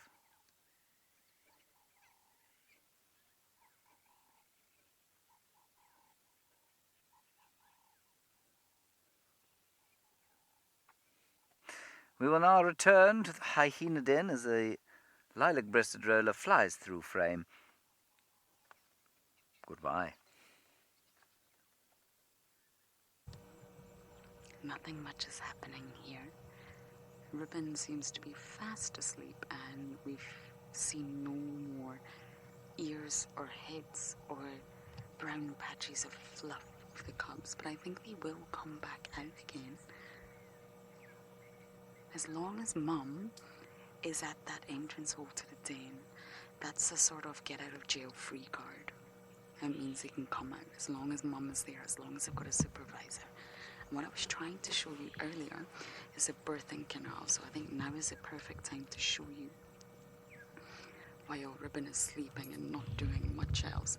So this is the anatomy of the inside of the hyena. So you can see this is the womb with the little cubby inside. You can see there's a 90-degree bend in the birthing canal. So the birthing canal is much longer than any other mammal, and it extends into the pseudopenis. And this hyena has to deliver 2 cubs through this, and it's only an inch wide. So you can see that's actually why there's such a high mortality rate for new mothers and cubs.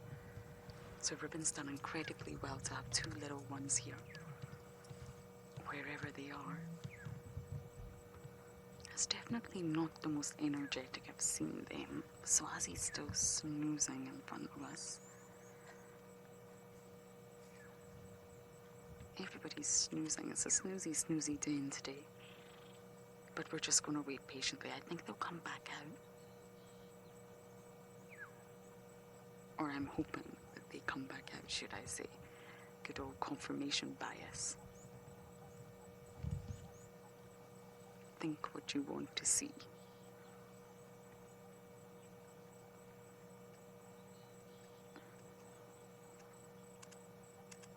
Samantha, it's about to get a lot more complicated. Are you ready for this? So, males, of course, do have testicles because they're males and they do produce sperm. However, females have what looks like testicles, but it's actually 2 sort of fatty pads that can be called a pseudoscrotum. So yes, hyenas have a pseudopenis and they have a pseudoscrotum. So when you're looking at the genitals of any hyena, you will see what looks like a penis and what looks like testicles. So it's almost impossible to tell.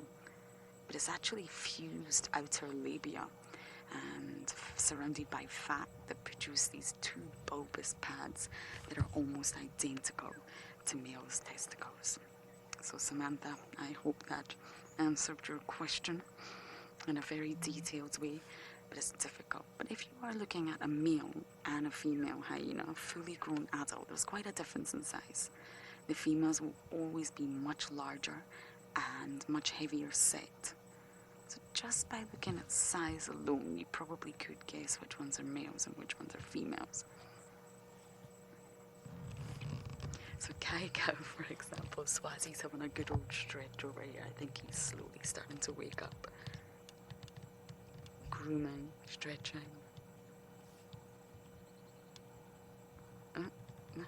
they're not going to wake up just yet.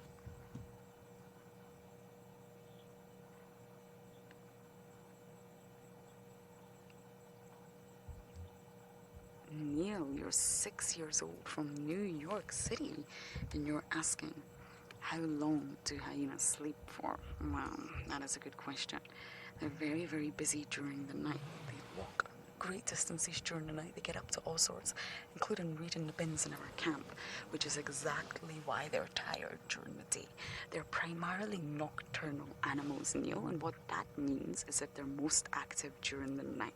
So during the day, it is normal to see hyenas, even lions, even leopards, all your predators sleep because they've been so busy during the night, walking, sniffing, hunting, scavenging, raiding our camp's bins, vocalizing.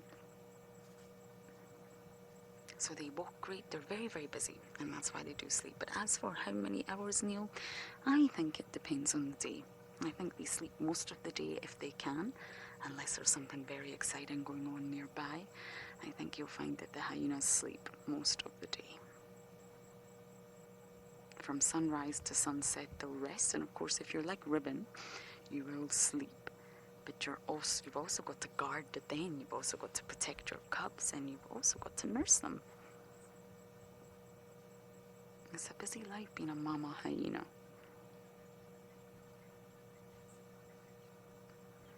Okay, hopefully, I really want to see these little cubs. And as we wait with much patience, we are going to send you guys back across to Nikki for an update.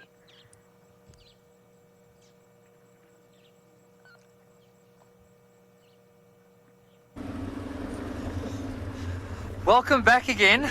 So this time our signal is back and running.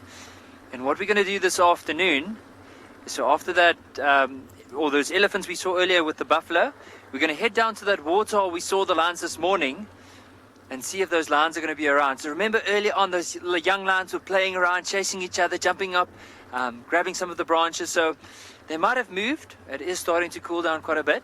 So we're going to head straight there and see if there's any signs. Also, I mean, there's a good chance of more hippo, maybe some of the other animals coming down to drink. But we're not too far. I think maybe in the next 5-6 minutes and we will be there.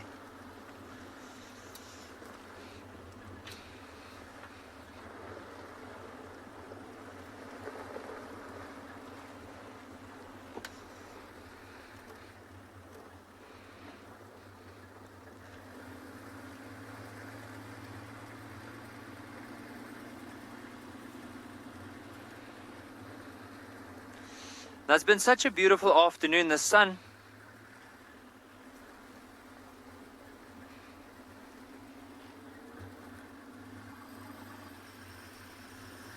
Poppy Speed, you asked a very good question in regards to the ages of lions. So normally lions in the wild, especially the females, if they're lucky, they get up to around about 14 years of age. Sometimes in captivity they can go up to 18, possibly 20, but that's like some of the older lions that have been recorded. However, with males, if they are very lucky, they get to the age of 12. But normally from 10, 11, 12 would probably be the age that lions will live up to. Now, as I was about to say with the sun, so this is the time of the day where it's like these beautiful golden colors. You'll notice quite a few of the trees we find here are known as the red bush willows, and they have this golden appearance at the moment as we go into this change of seasons. So also what we're trying to do is this morning we saw some leopard tracks on this road, and it might be because of the lions in the area the leopard might move off, but there's always a chance on our way to the waterhole there's a chance we could find some leopard. So the plan is, now in order to find them, because we haven't been in the area yet until now, is to go back to the last area we saw these lions, and then from there we'll start tracking them. Also, we'll be listening out for any alarm calls that could possibly tell us that there might be lions in the area. Also, on top of that, is maybe later on, those two big males might start calling to come and join up with the rest of the pride.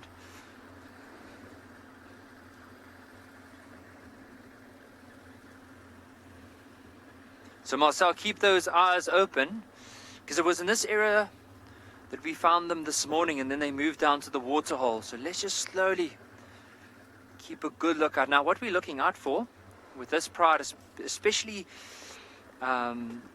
because they have such a light belly, as well as quite a lot of white under the chin. That's some of the things we're looking out for in any movement.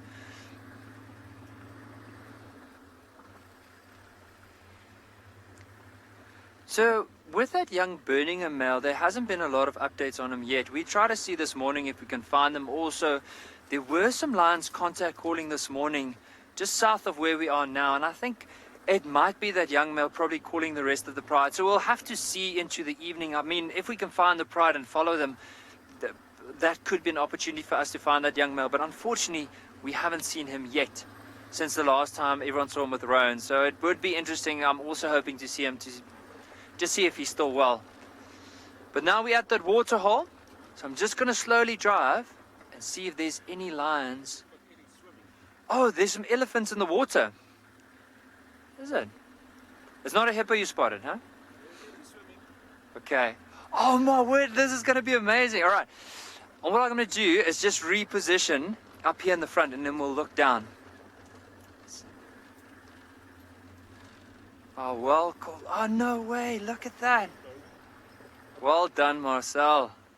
Hopefully we can spot the lions from here as well, but let's just quickly... How's that? Should be able to...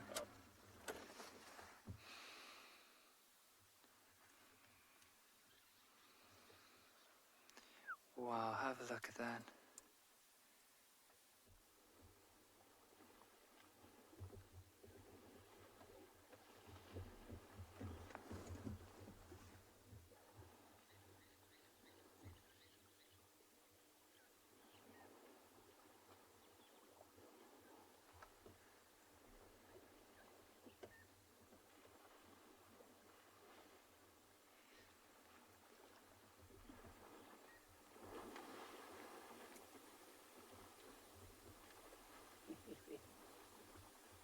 That's amazing. Just look at how they're very playful behavior. This one's just jumping on top of the other one's back. Look at the one in front. You can just see the trunk up now and then. So what I'm going to try and do, I'll try and be as quiet as possible and hear if you can hear some of the sounds.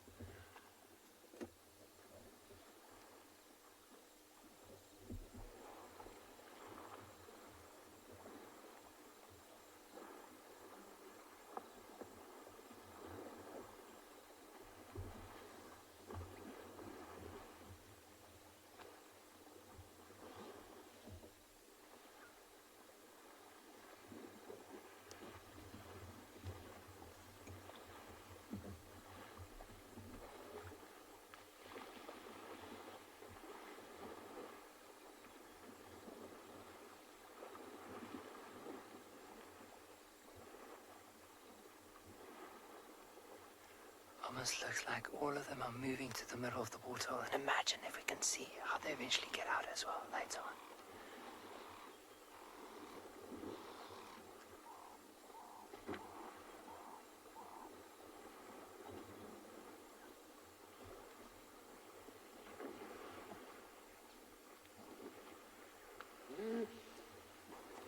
Just want to try and count and see how many elephants are there.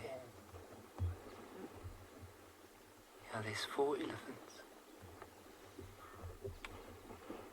If everyone can hear that, it sounds like tusks clinging. And so what's happening is when those two actually put their heads together, you can just hear the tusks.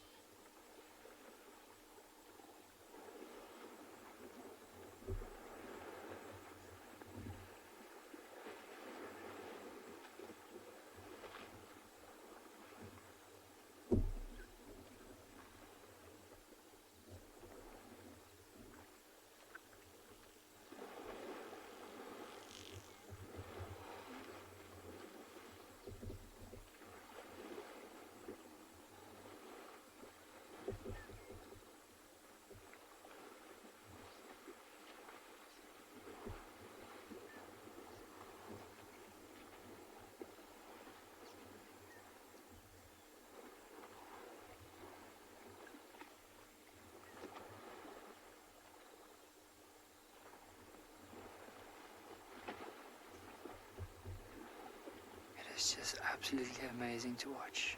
Wow.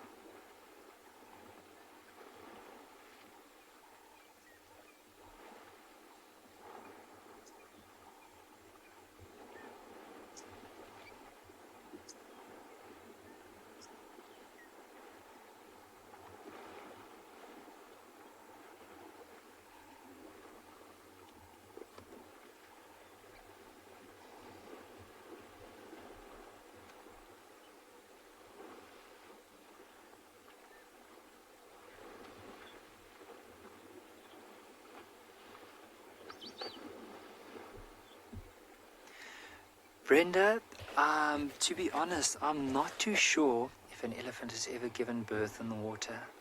According to my knowledge, it does seem like a very odd place, especially knowing elephant behavior, because often when they do give birth, they'll often do it in the middle of a herd, or the herd would surround them. But I'm not too sure if it's ever been recorded. I'd like to know if any of the viewers have ever heard about something like that, but I do know I have never heard about an elephant giving birth in the water. See how these two youngsters on the right are sizing each other up.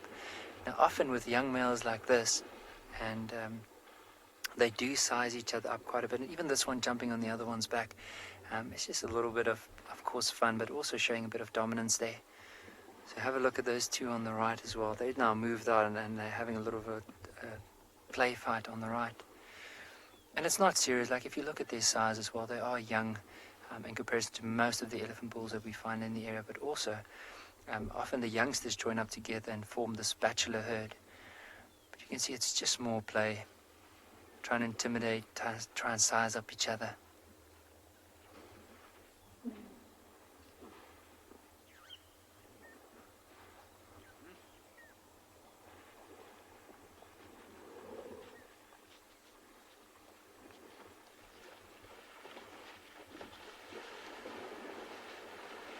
So we're going to stick with these elephants for another little while.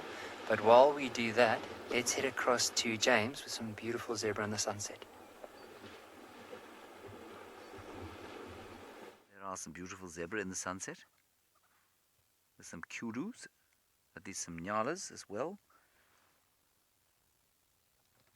Okay, hang on a second. There's some impala alarming and some squirrels alarming. There's also a zebra rolling around on the ground. I'm going to put my head around the corner here. I don't know why they would be shouting. The nyalas weren't shouting. There's the zebra rolling, which is quite fun. Let's just watch him and listen to see if those impalas call again. It's probably just rutting.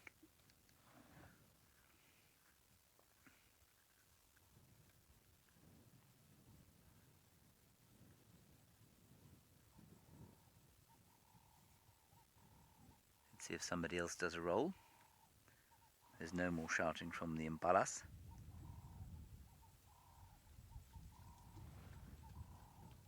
Ooh, a bit of a fight going on. They are not friendly, these fellows. They're not known for being friendly animals.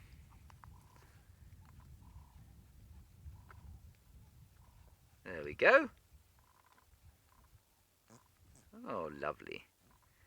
Good. Exuberant farting while rolling. Excellent.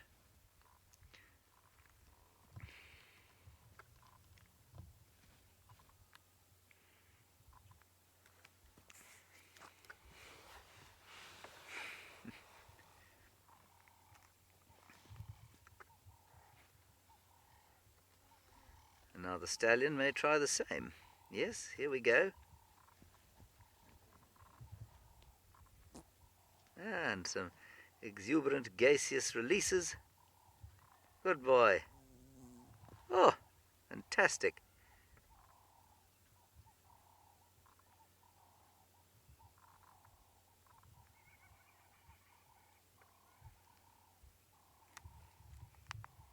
He's now not going to get up.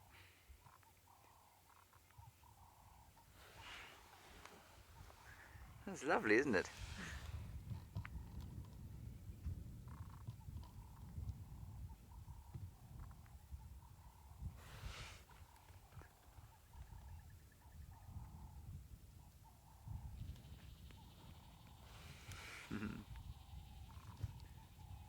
Yes, many of you can hear him letting fly, as it were, releasing gas.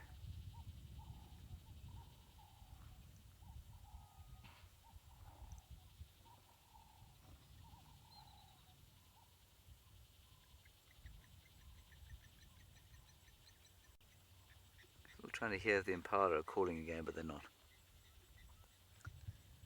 Indeed, they seem to be very chilled out to the max. Yes, no, Louise, this tail is a bit short. He's missing the bottom half of it. He looks like a polo pony.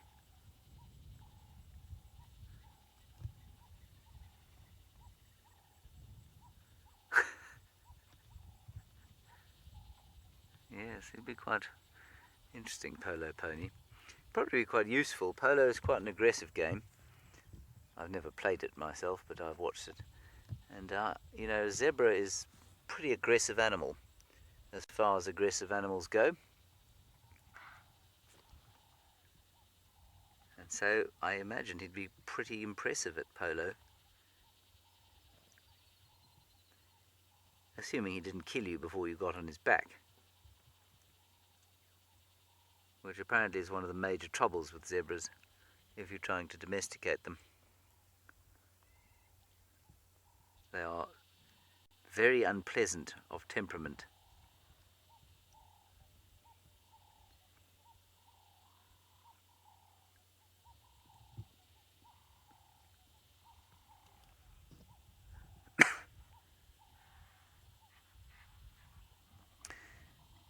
Sassy Cassie, zebras have got such big butts because they need their butts in order to power them. So those big butts make them explosively fast off the mark, and also makes them, gives them a very powerful kick. So that's why they've got big, powerful butts. Thank you, Sassy Cassie.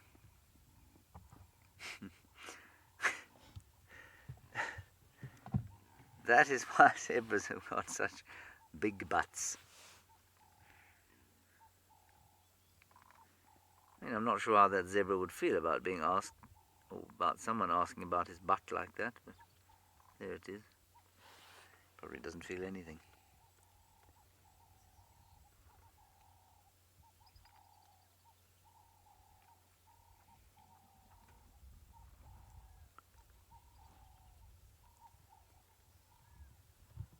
Definitely squirrel's alarming, but I don't think it's at a leopard or lion, on account of the fact that, well, everything else is lying down or having a chill.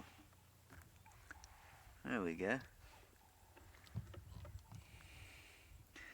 Bruce, I'm not sure that I can repeat your comment. I will, but, you know, any complaints can be directed at Bruce. Bruce says, I like big zebra butts and I cannot lie. I'm assuming that that's a parody on some sort of a hip-hop or rap song that I have probably not heard. Louise, correct me if I'm wrong. By a very fine artist known as Sir Mix-a-Lot. Fine artist known as Sir Mix-a-Lot. Almost certainly rivals Beethoven in his brilliance.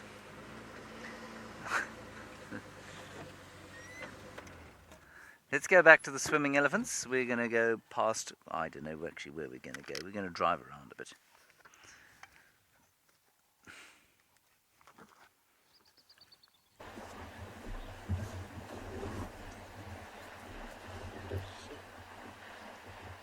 So these ellies have started moving out.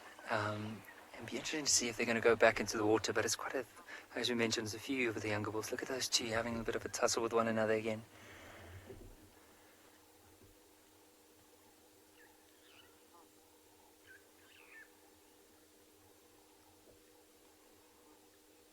But you can see they are clean. Even the tusks have this quite a white glimmer to them. And early on, I can imagine they've probably been covered with mud, and even be interesting to see if this one off to the back that's standing close to the mud, if he might even take a bit of sand and flick it onto his back, or a bit of the mud. Or are they going to continue now? You can imagine late afternoon, they had quite a bit of fun. Probably from here on, they'll start moving in and look for opportunities to maybe feed. The hippos were probably pushed all the way back. You can see from where those elephants are, the hippos are slowly coming back, but we'll point towards them now. I just want to have a look at these elephants because they might disappear soon.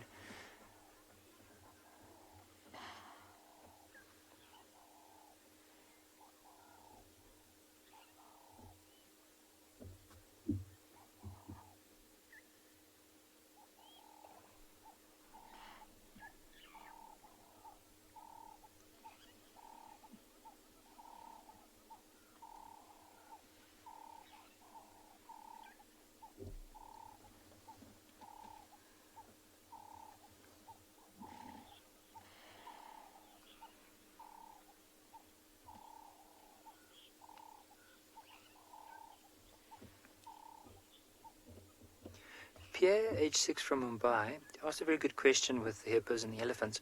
I would say, from all my experience and every time following elephants into a waterhole like this, is that the hippos avoid the elephants. Often it's also seen where elephants will go into water and actually chase the hippos out of the water. So they won't really collide unless there's a very young elephant that's trying something with the hippo or trying to push a hippo off. But mainly when an elephant bull that size moves in, the hippos move out. You can actually hear them now. So they've moved closer. They probably feel relief. Okay, these 4 elephant bulls are now moving off, so now they can move back towards the middle of the water because they were on the outskirts there.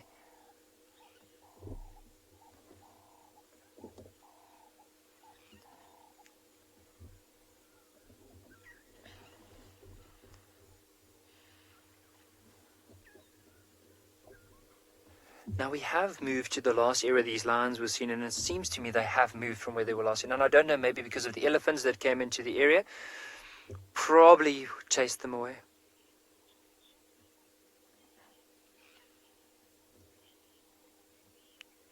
Moonbeam, a very good question. I think with elephants in particular, even if they had to stay, oh look at that hippo yawning. So even if they have to stay in the water for long periods of time, I don't think it would affect their skin that much. So the skin is wrinkly with, of course, a few purposes. One of them is to lose a lot of heat, because the more surface area you have, the more heat you lose. But also, by having those cracks, whenever they flick mud or water onto it, it goes and sits in those cracks, and slowly, like as it moves and dries up, it cools down. So it serves a purpose of losing heat, especially imagine having a very thick skin in the African bush, and if temperatures are really high, it is something that they do need.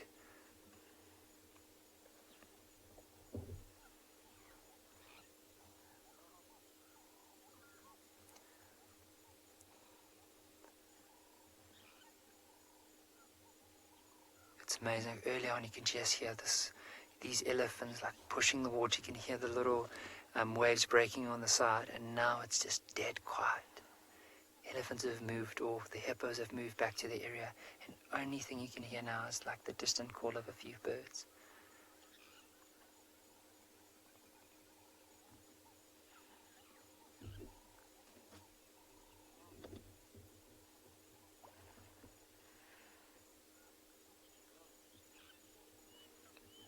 So we're going to carry on, look for the rest of the pride, but while we do that, let's head across to Lauren with Hyena.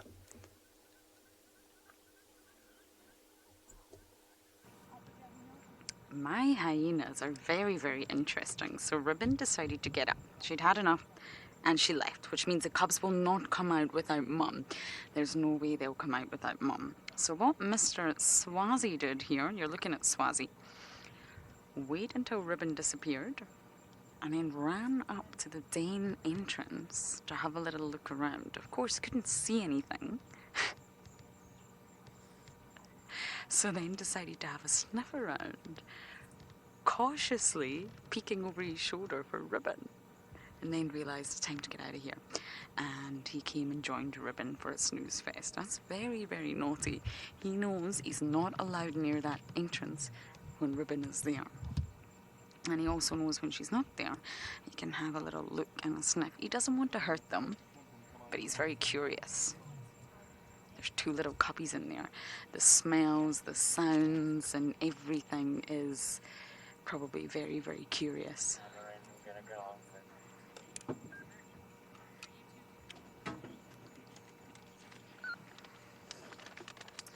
den must be the place to be.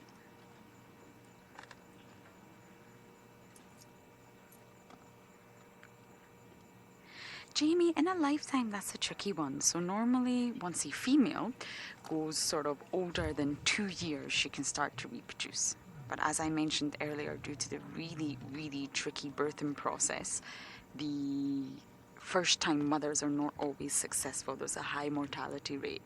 So hyenas are normally live. It's a big investment. It's a slightly long gestation period compared to the lions and leopards. It's 4 months, which is 16 weeks. But it's long maternal aftercare after that. So if you think starting at 2 years, and normally there's a gap of about 2 to 3 years in between each twin litter. If they live up till about 20, let's just say, but I think that's on the sort of positive side. I'm not sure the maximum lifespan would always go to 20 for every individual, but that's what they say the lifespan is. Then you would think that they would probably have maximum maybe around 6 litters, but does depend on the female, and it also depends on where she's ranked in the hierarchy. If she's a low-ranked hyena, she won't probably be as strong, she won't be as big, she doesn't get first access to meals it kills, and therefore she probably won't have as many litters as the likes of someone like Ribbon, who's the matriarch, and she sits right at the top. So it does depend, but I would say maximum 5 or 6 litters.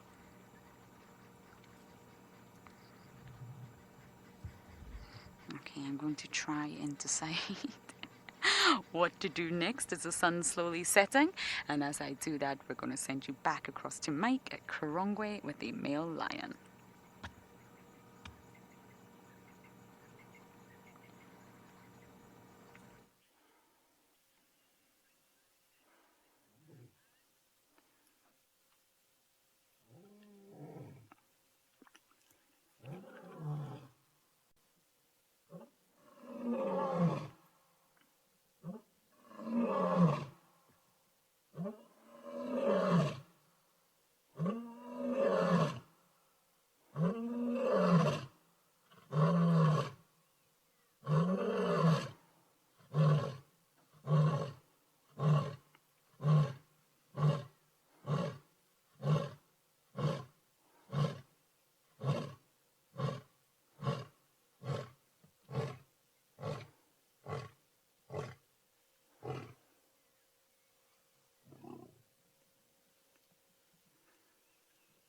Right, so I didn't want to say a word because nothing can compete with this beautiful male lion here at Karongwe, calling so magnificently in the sunset. There's not much that can beat that. Just look at how he sits there so majestically, waiting for an answer.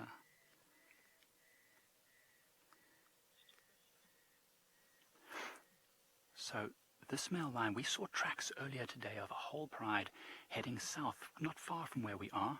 We thought we also saw his tracks with them.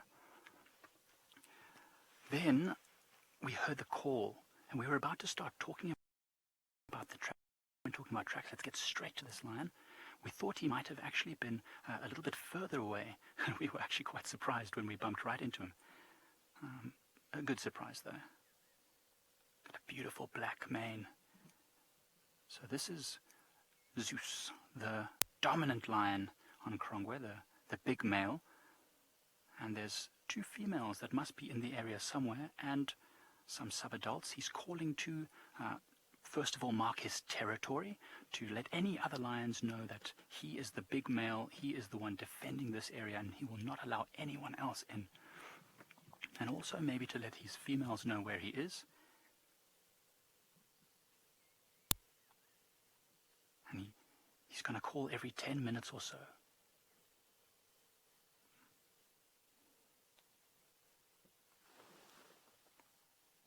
See how he looks around all over the place, just listening for a reply. There are other lions in other reserves in the area. There are no other big male lions here on Karongwe. So what he's doing is he's letting the other lions know on the neighboring reserves know that he is the king. Look at that beautiful sleek coat. He's in great condition, nice smooth muscle. He's around 10 years old, so he's really in his prime.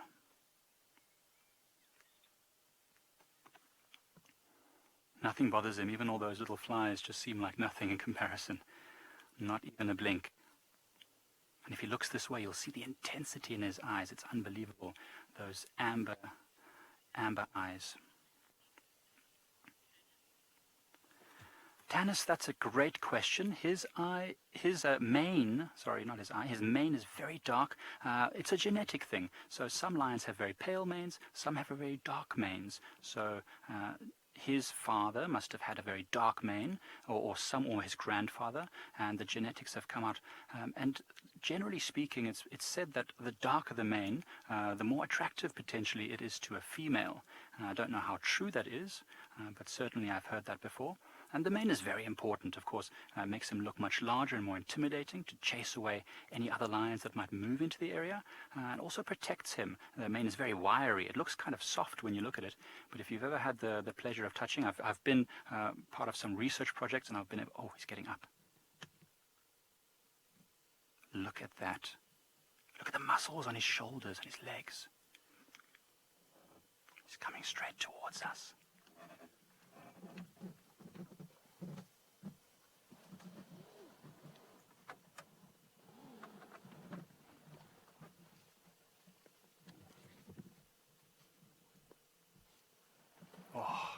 You can really see how that mane makes him look so much larger than he would be otherwise. Very majestic, and he's off in the direction of the tracks that we saw earlier. Maybe he's going to try and find those females. We probably hear him calling another time.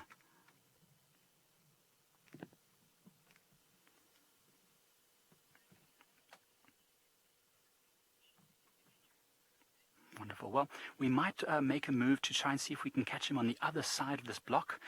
Right now, we're probably going to go to James and see what he's up to. We'll keep you updated on this line when we find him again. Wonderful.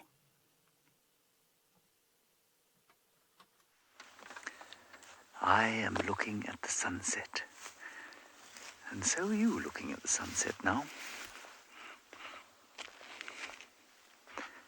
Now, BK, if Louise wants to link away, you tell me, see? For I've come out of the car so that I may look at the sunset from this tree. I was asked to hug a tree the other day, and so I'll hug this dead one.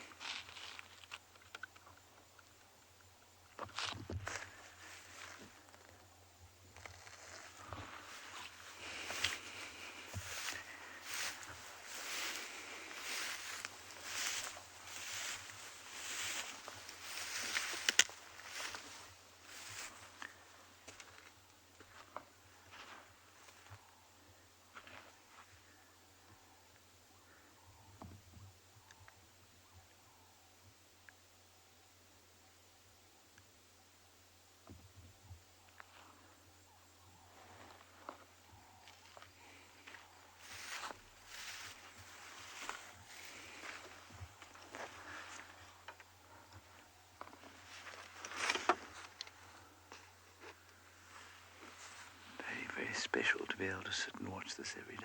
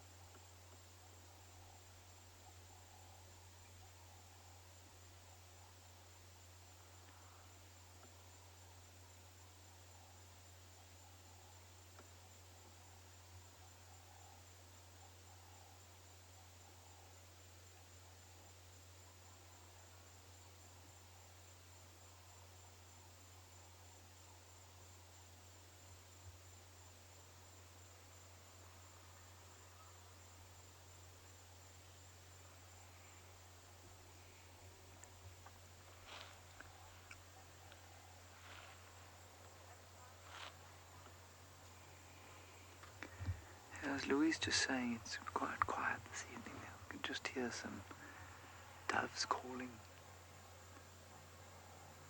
And the cricket's starting up. I love the sound of a cricket starting up.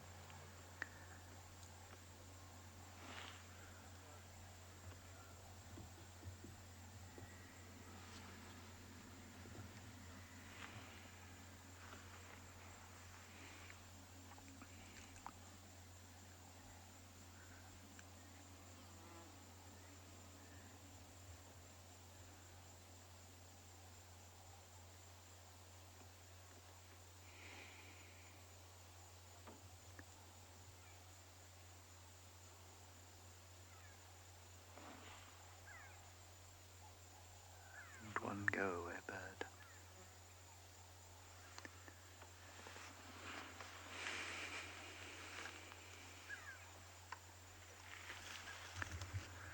And there we are. That was the sunset on this, the 8th of May, 2020. No, the 7th of May, 2020. The 8th is tomorrow. Lovely.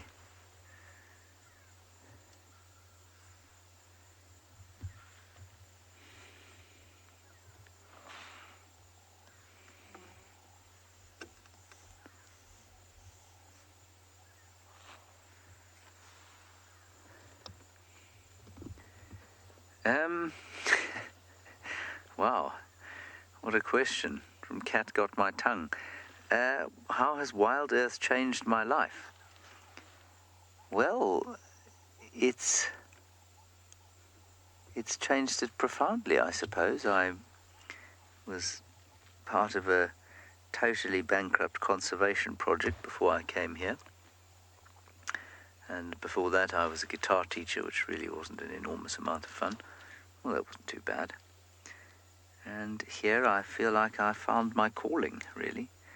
I get to be in the bush all the time. And I get to perform to a certain extent. But mostly I really do feel like the ability to tell people about nature in different ways from all over the world has profoundly given me a sense of purpose, which I think I lacked very much before. There you go, Cat Got My Tongue. Would that it could last forever.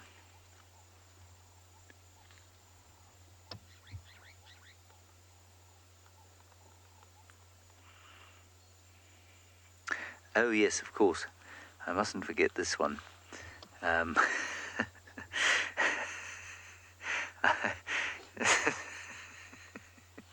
This is one of those things that I will never be able to be forgiven for. I also got got a wife while I was here.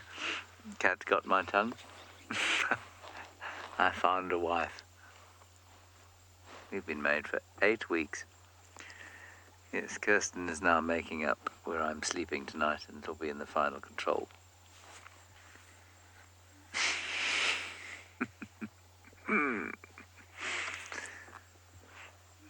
Yes, at least I'll have aircon.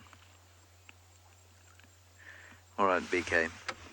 Before I say something else that's going to get me into even more trouble, let's carry on. Oh, look what I found. I found this special thing, especially for my wife. Let's go, just zoom in here, if you wouldn't mind, BK.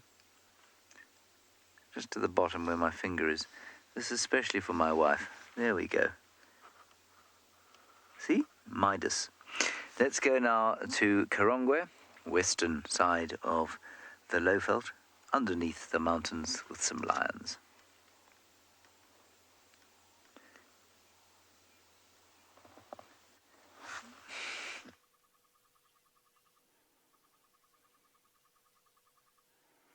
Right, welcome back. So we followed that male lion, and we were so lucky he led us straight to the whole family. You can't see them so easily now, and that just goes to show their amazing camouflage. But there are the whole pride there. There's at least 2 adult females, all the youngsters, and the male, who's now gone to rest. Of course, he's called a few times. That takes a lot of energy, so he's resting right now. Let's see all the tails flicking. Oh, there's one looking right at us. Look at those beautiful amber eyes we talked about earlier. Very inquisitive youngster.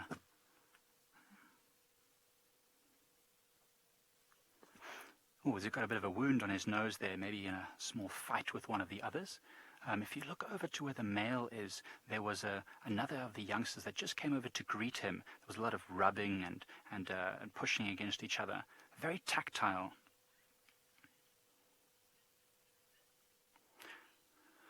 There's a question from Claire in New York. Well, Claire, it's a good question. So lions roar for a variety of reasons. As you can see, it takes a lot of energy, and it shows off how powerful they are. So any other lions that might be in the area might keep away from the youngsters that this male lion is protecting. Remember, he's got a territory. This is his territory as well as the females, and if he has youngsters, it's in his interest to keep them safe so they can carry on his genetics. And as I mentioned earlier, it's also maybe to contact the rest of the pride, because he might not know where they are. We can't exactly hear everything that they can hear. So when he called, the others might have called back with some low tones, and that was how they were able to find each other. So that's mostly why lions call. Territorial defense and for locating the members of the pride. Amazing how well camouflaged they can be. It's quite a thick area, so I didn't want to take the vehicle any closer in case we disturbed them. They look like they're resting right now, but it is starting to get darker, so these lions might get up and start hunting. It'll be very interesting to see if the rest of the pride have got full bellies or if they're looking a little bit hungry. I'm not sure when they last ate. They haven't been seen by us for a little while, so this is fantastic to see this all still together. Oh, I don't know if you heard that, a hippo in the background. We're not so far from a dam, which they might have been at actually earlier. That's where their tracks came from. Those little ears flicking every now and again. They look sleepy, but right now they're actually very alert. If anything walked through here, you'd probably see their heads pop up. If Alex decided to leave the camera and go for a little walk behind the car, you'd see them immediately looking over here. Black marks to communicate. Explain that in a second. Layla Grace, you asked if lions get sick, if they get the flu or anything like that. Absolutely, lions can get sick. In fact, we've seen lions in other places which have something called mange, which is especially in times of drought when they can't find all the food that they need. Sometimes you see that lion's nose, the one which looks a bit raw, just over there behind the branch. You can't see it clearly. It looks like that except over the whole body. Which must be uncomfortable. It's very itchy. It's caused by parasites. Usually it goes away once they start eating healthily again. And also susceptible to tuberculosis. In fact, a lot of the lions in the Kruger National Park, which is not so far from where we are right now, do have tuberculosis, which they pick up from the animals that they sometimes eat. But they're quite tough and they're able to fight these things off. It's very rare that lions would pass away from an illness. It doesn't happen very often. They're very, very tough, able to survive much worse things than we can. That one's being bothered by a fly. I'm quite used to ignoring. You see the tail flicking as well, also just trying to keep insects away from them. And that black mark that we talked about earlier, that one that you can just see at the back of the ear, they say that can possibly be used in communication. You know, lions, especially when they're hunting, can't always call out loud. They will disturb the prey, of course. So they use their ears to move down and up and left and right. I've seen many hunts where younger, inexperienced lions, I didn't hear a sound, but they all of a sudden crouched all together or moved all together, and maybe to do with these cues that they can see from these black marks. Sometimes referred to as follow me signs. Many different follow me signs. Well, they were all up when the male just arrived, and now they're all resting and settled. Remember, they're going to have a full night of hunting if they're not too hungry, and so they need to conserve their energy.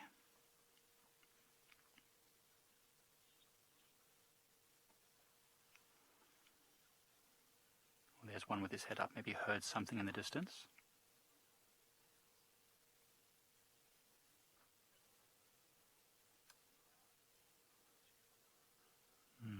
It's a good question. I'm not sure. Oh, look at that. Alex just asked me, whispered me a little question, and immediately that lioness looked straight over. Oh, big yawn. Look at those teeth, very long, almost as long as an index finger.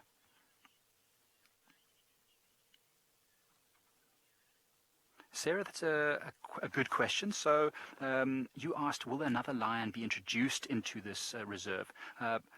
To be honest, I don't know what the plan is long-term for the lions on Karongwe. The management team are very diligent in making sure the genetics are kept changing. So what often happens on reserves is that males get moved, youngsters will get moved to other reserves once they get old enough, so to spread their genetic material. Because, of course, I don't know if you know, lions once numbered in the hundreds of thousands all over Africa, but with the dwindling space and with human encroachment, their numbers have dropped quite a lot, and genetic variation becomes a problem.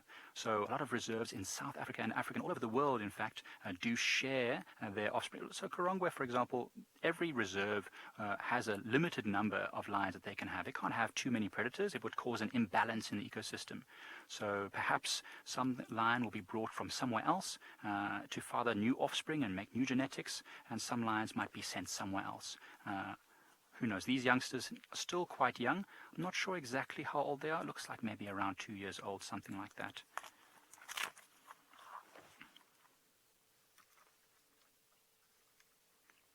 Fantastic to see those two grooming each other there. There's a young male. You see a little bit of a mohawk just at the back of his head there.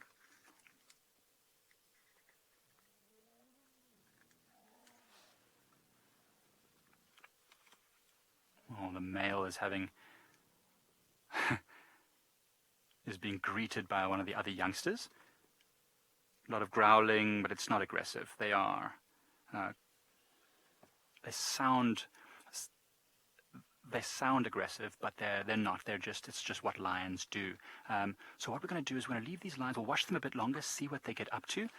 But right now, what we'll do is we'll go to Lauren, who's just left the hyenas, and she's on the move. Let's see what she's up to.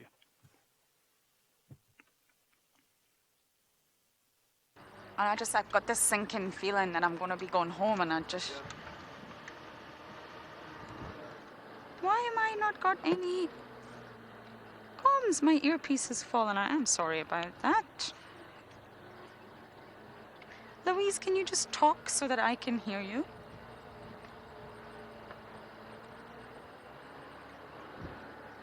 I do now. I got you, Louise. There we go. Now, I left the hyenas because they were flat, they were snoozing on the other side, which means that if Ribbon's not at that entrance, like I mentioned, the cubs are not going to come out. So, I'm now bumbling to see what else I can see. I can see leopard tracks heading the other way, but I don't think they're fresh, I'm afraid. I think they're from this morning. I'm not sure that James or I actually drove that road this morning. So, because golden hour is upon us, I think it's a good idea to drive. See who we can find along the way. My leopard luck is really running thin. I think I am due a leopard. And this is also the perfect time to see Mulwati. This right here to our left, this block is his territory. This is where we see Mulwati briefly. And all these male tracks that we pick up on that sometimes we assume are Hukamuri. It's not Hukamuri. I think a lot of the time it's actually Mulwati.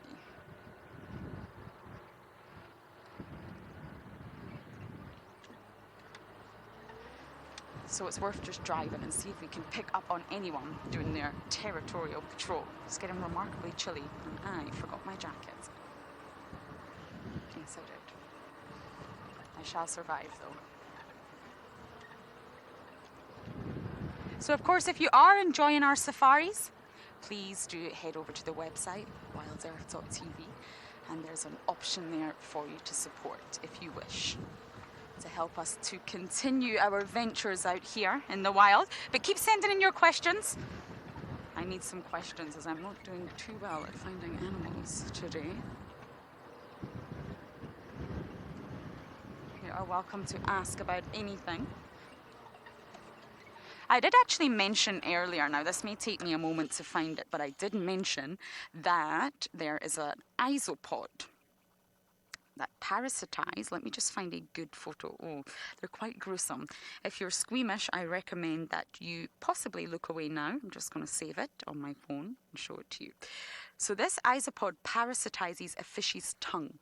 It eats it. So what it does is replaces the tongue, but the fish can no longer feed. We were actually talking about fish tongues earlier on Kids Drive. So here, this is actually another organism It's called an isopod. It's a very special type of organism, and it's parasitized and, well, eaten the fish's tongue and replaced it. So it now lives in this fish's mouth, but sadly this fish can no longer feed properly because it doesn't have a tongue. It has an isopod in its mouth, and therefore the fish does eventually die. It can sustain. So it's rather gruesome. I know it's not the most pleasant thing to see, but I did mention it earlier on Kids Drive, and I wanted to show you what I was talking about. Okay, fingers crossed I'm going to get lucky. I feel some leopard luck is coming my way. And while I bumble around, we are going to send you back across to Mike as his lions are moving.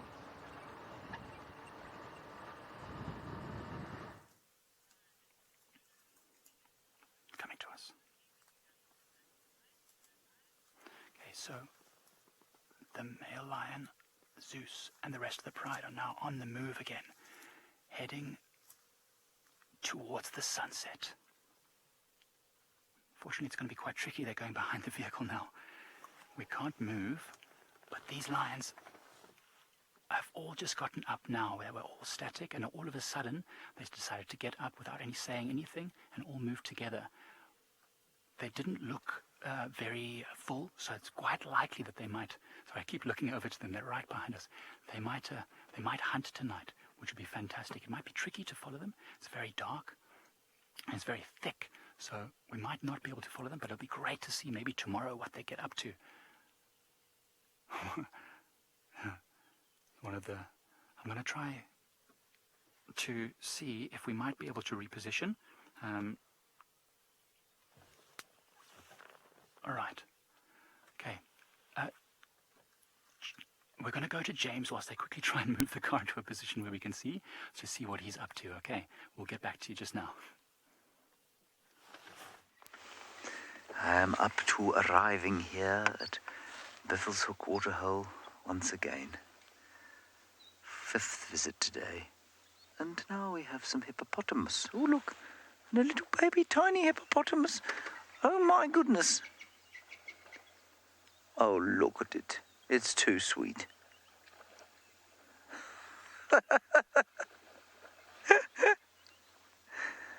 And it wants to play, but it doesn't have any friends. It's only got its angry-looking mum. And now it's being...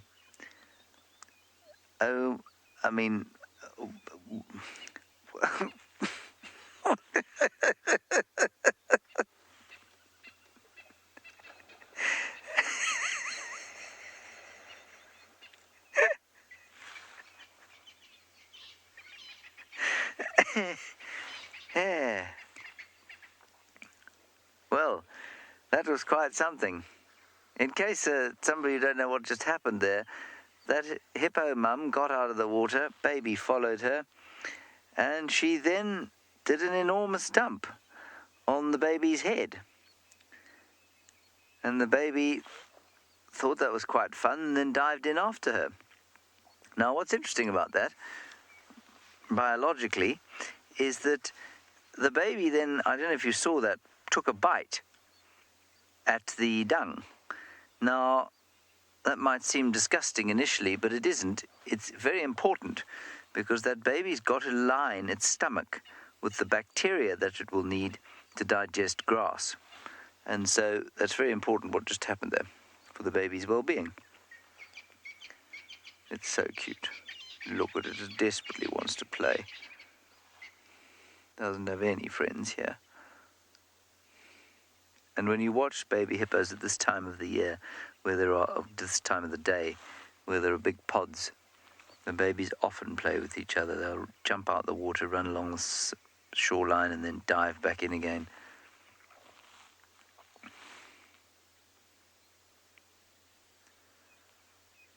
This one is being homeschooled. It too is on lockdown, clearly.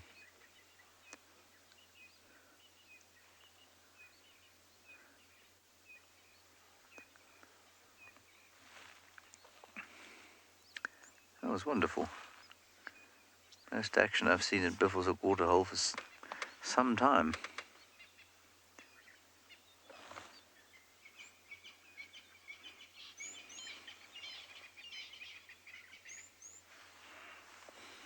Shame. I feel a little bit sorry for it, but really that's pretty normal. You quite often see it with elephants, where a young calf is walking directly behind its mother, and it ends up with a soccer ball-sized piece of dung on its head. Now there's a bit more play action going on. That's Mum this time. The baby's hanging on to the tree for dear life.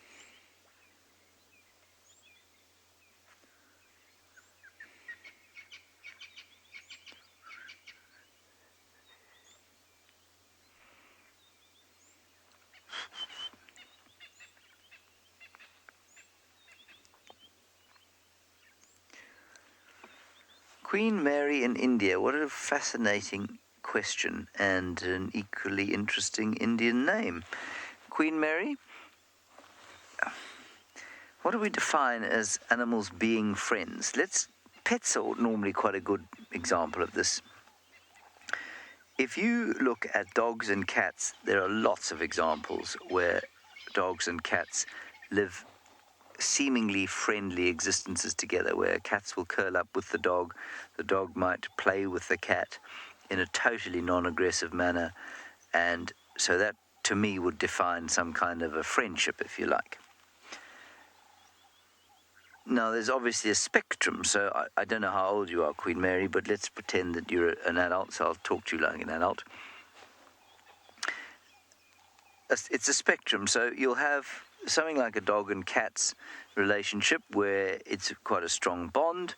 Not always, but there are lots of strong bonds like that. And then you'll get probably something like we saw today, where the wildebeest and the Impala were together. Now, they're never going to hug, they're never going to lie next to each other, but they're definitely totally tolerant of each other's presence there, so they don't mind being around each other. And that's because it gives them an advantage. So they're not threatened by each other, they don't mind each other, they'll be around each other.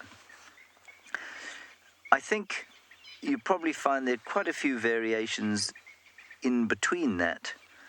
But in general, animals that eat the same thing don't mind being around each other. So you'll sometimes find rhinos in the middle of a buffalo herd. You'll sometimes find a wildebeest in the middle of a buffalo herd. You'll sometimes find a buffalo in the middle of a wildebeest herd. You might find topi and Thompson's gazelles together. You might find zebra and wildebeest together. Now, there's no great relationship of affection with them, but they tolerate each other's presence.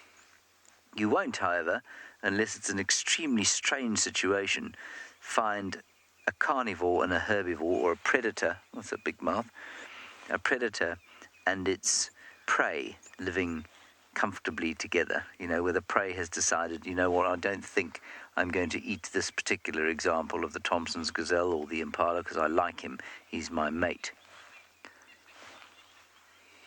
It's a very interesting question, that.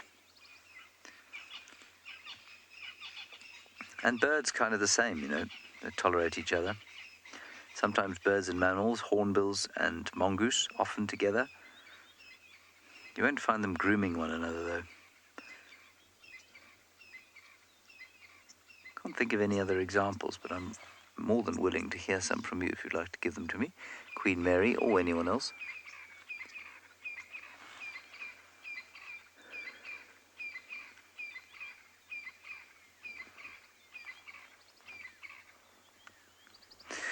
Nicky has got his spotlight out. I'm going to have to connect my spotlight to the plug that my monitor's in. Let's go and see what Nicky is spotting with his spotlight.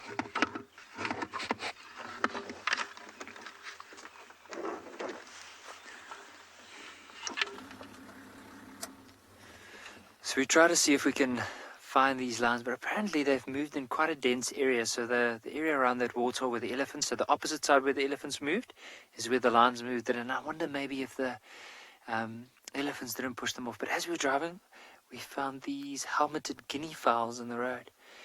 Now see, right in the middle, there's one with quite a long, looks like a horn on its head, or a helmet. It's called a helmeted guinea fowl. Now that's the probably one of the adults, maybe the mother, and then these youngsters off to the left, you'll notice they barely have that helmet on the head, and so they're the youngsters.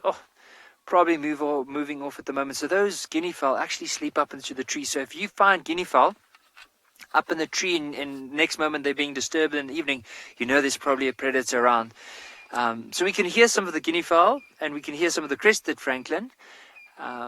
However, we don't hear anything else. Now, unfortunately, because of where those lines have moved, we won't be able to follow them, but we're going to continue and maybe do a little bit of a leopard search. So we have seen some leopard tracks, but also in saying this, though, we're also looking out for that young male lion and see if we can find that young male lion. So we're going to be heading down in this direction, quite close to the river, and maybe at some point in time, we'll just switch off and listen to hear if we can hear any sounds of them.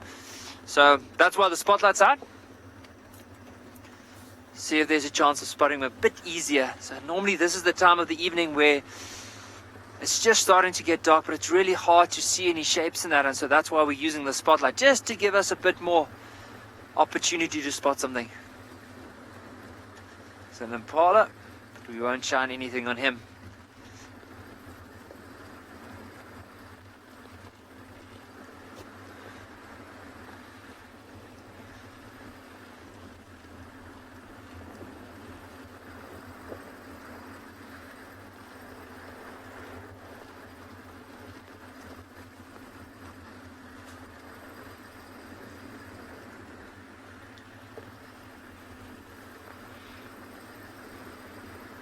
So you can actually feel like as we're driving here, you'll also notice like the vegetation looks like it's starting to get a bit thicker. So as we go closer to the river, it is starting to cool down quite a bit. Also this time of the year, it's going into winter time, so it's not as dense as you would find in the summertime, but it is a really nice time of the year to be doing drives.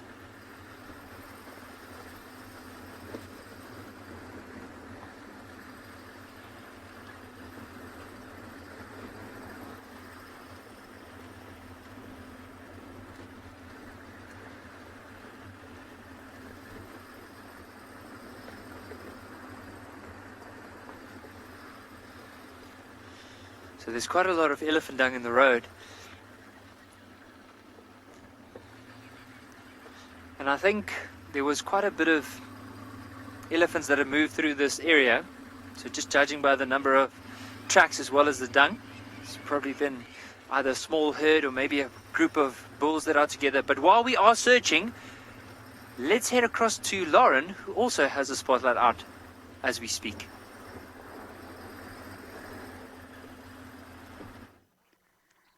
I did have my spotlight out. I've just put it away to admire the remains of the sunset. I know that James already showed you the sun setting, but here is what we have across quarantine.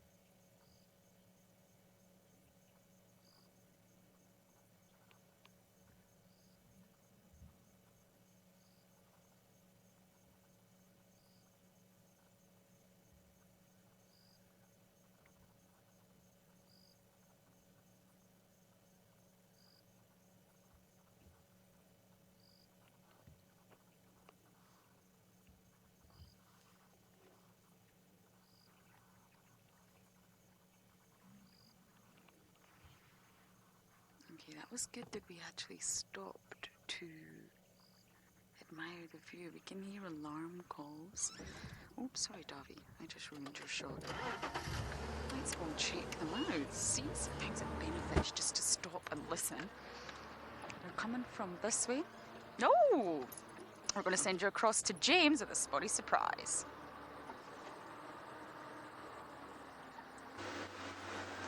We've got a leopard in here. There we are. Just here. To the left. We are in black and white. Can you see it, VK?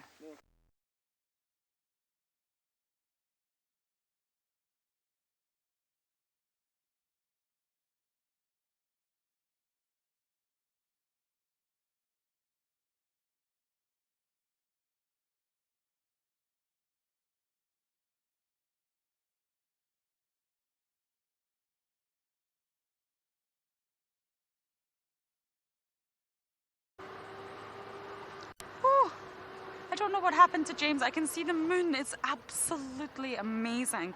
Alarm calls coming this way. I don't know where James is, and I also don't actually know what leopard he has. So we're going to investigate our alarm calls, and hopefully you'll be back with James soon and he's a spotted cat. Okay, the alarm calls were coming from this way. I don't think James is in this area. Oh, but he's back. He's got picture back, so let's go back across to him and find out who this leopard is.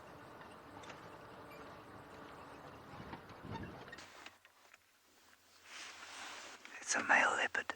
I don't know who that is. I've no idea. That's exciting. He's not very keen on being around us. I wonder if it's not Djuma. Mulwati all the way up here. Louise says that might be Mulwati. If it is, it's my first meeting with him. We're just going to go in here. We're on Buffelshoek cut line, just near Buffelshoek Dam.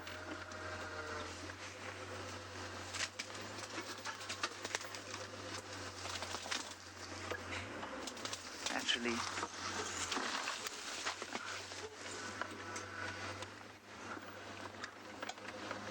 okay, I can't see him anymore.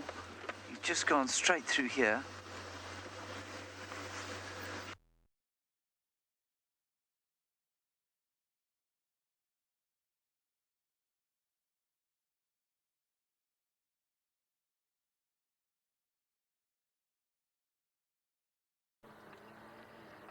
Apologies about that. I don't quite know what happened. Oh, look at that moon, Davy. I'm just going to also listen again because the alarm calls were coming from this area. I think James could have Djuma. How exciting is that? Don't think it'll be Mulwati up that far north, but I'm not quite sure. Oh, it was Mulwati. Fascinating. His territory extends a lot further north than I ever realized. Wow. What great news. Look at that. I'm also just taking a listen.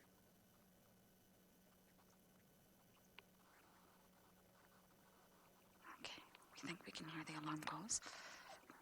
I believe we're running out of time, so it is time to get ahead and see if we can see why these Impala are so upset. Wouldn't it be great if we had another last-minute leopard? Davy and I just drove this road.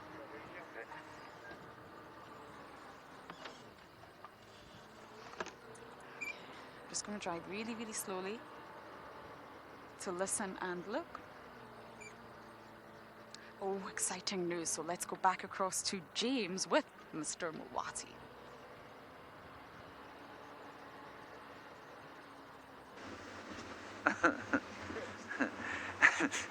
Vika and I are just having a bit of a laugh. I'm afraid Mr. Mulwati dived into some very thick bush and I felt too bad to go after him, so I'm going to leave him where he was and we'll just leave him there. Nice to see him. I've just met him. Now, I would have said this was Tingana's territory, so I don't know why he was quite so far north. But, you know, things do change all the time, and sometimes male leopards go extraterritorially. Anyway, BK and I never met him before. How nice. What a nice surprise. Obviously, I've been tracking him all afternoon, and finally we found him. Oh, there was no luck involved. It was really excellent tracking on my part. Sure. I don't know why we lost signal. Sorry about that. It shouldn't have gone there.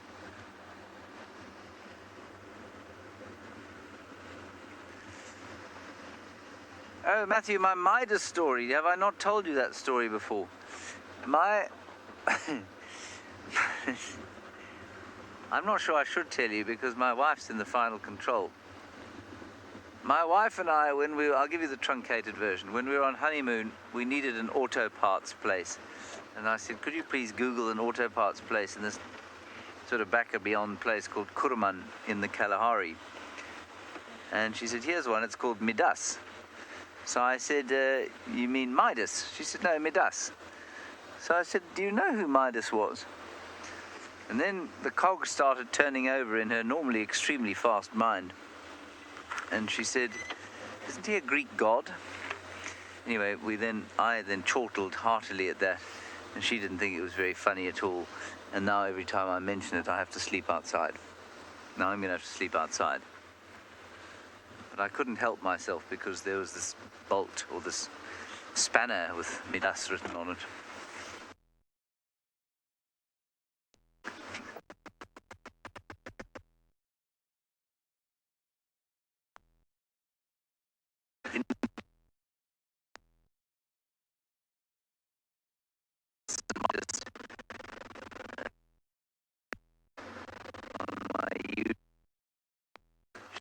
TV show extravaganza. Gala with the moon.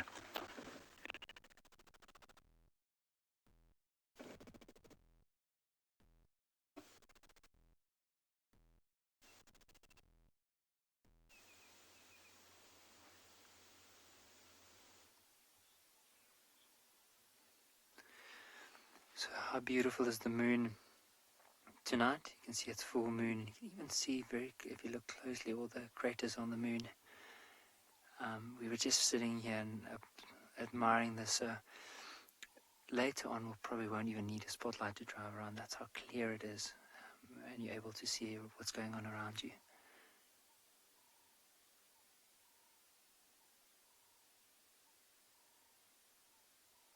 You can even hear, like, if we are quiet, there's barely any sounds tonight. You can hear the distant call of one of the doves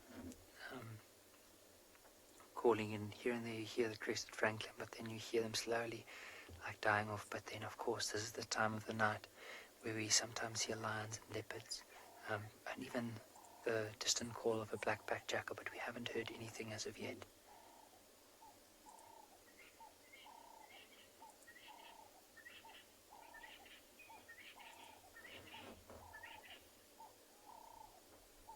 You can see how slowly the moon is moving out of the screen.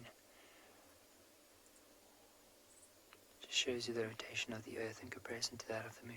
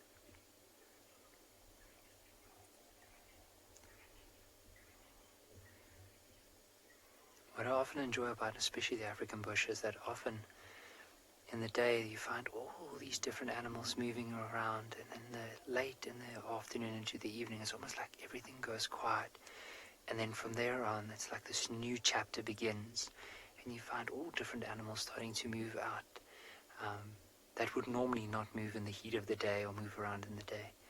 So that's often almost like a whole new search starting.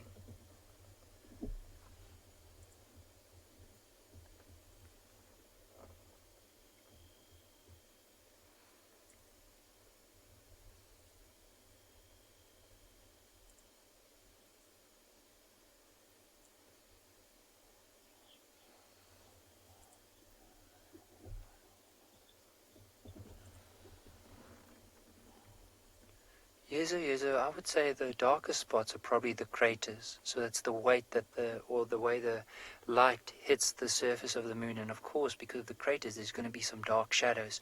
And that's probably what we can see right now. It's different lunar dust compositions, so the reflectivity of it is quite different.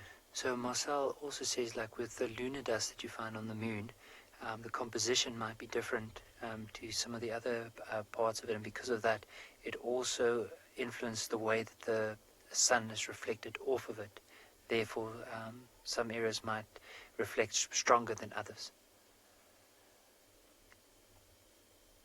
But even with that red color, often you'll see with the moon, especially if it's near the surface, it does look a lot bigger. It's almost like creates an optical illusion because you can compare it against something, but as soon as it moves up, it looks like it's a lot further away and a lot lighter in color. Now that reddish color is sometimes because of the dust that you find on the horizon. And as soon as it moves up, it moves out of that dust layer up higher and then starts turning more of a whitish color.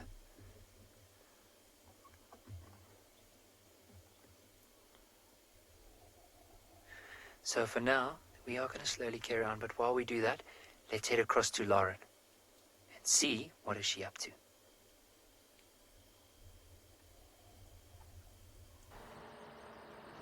I checked out those alarm calls. We could not find a single Impala.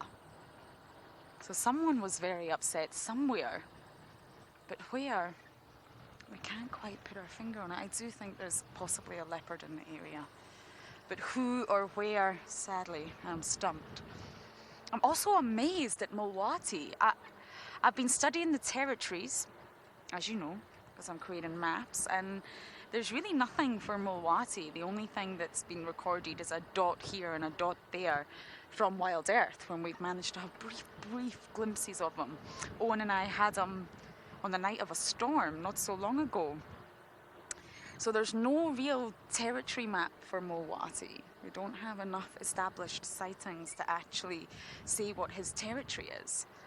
So this is amazing. I really did not think he sort of extended or pushed that further north. It's incredible news. Each time we see him, we're able to learn. The Impala have all disappeared. Oh, no. There's some here. They look relaxed. Shall we give one more look at the moon, Darby? It's so spectacular. Our final view. We maybe don't have any animals, but we do have that giant thing in the sky that is known as the moon. It's going to provide a lot of ambient light tonight. Hopefully, predators will be out and about. Ball of cheese. If any of you are Wallace and Gromit fans. Sorry, Darby. So it's came to that time of night, I'm afraid, where we must say goodbye, but a big thank you from all of us here at Djuma, but of course Mike at Krarongwe and andBeyond in Ngala. We all say thank you for jumping on board, for your comments and questions, and please do join us tomorrow. Goodbye for now.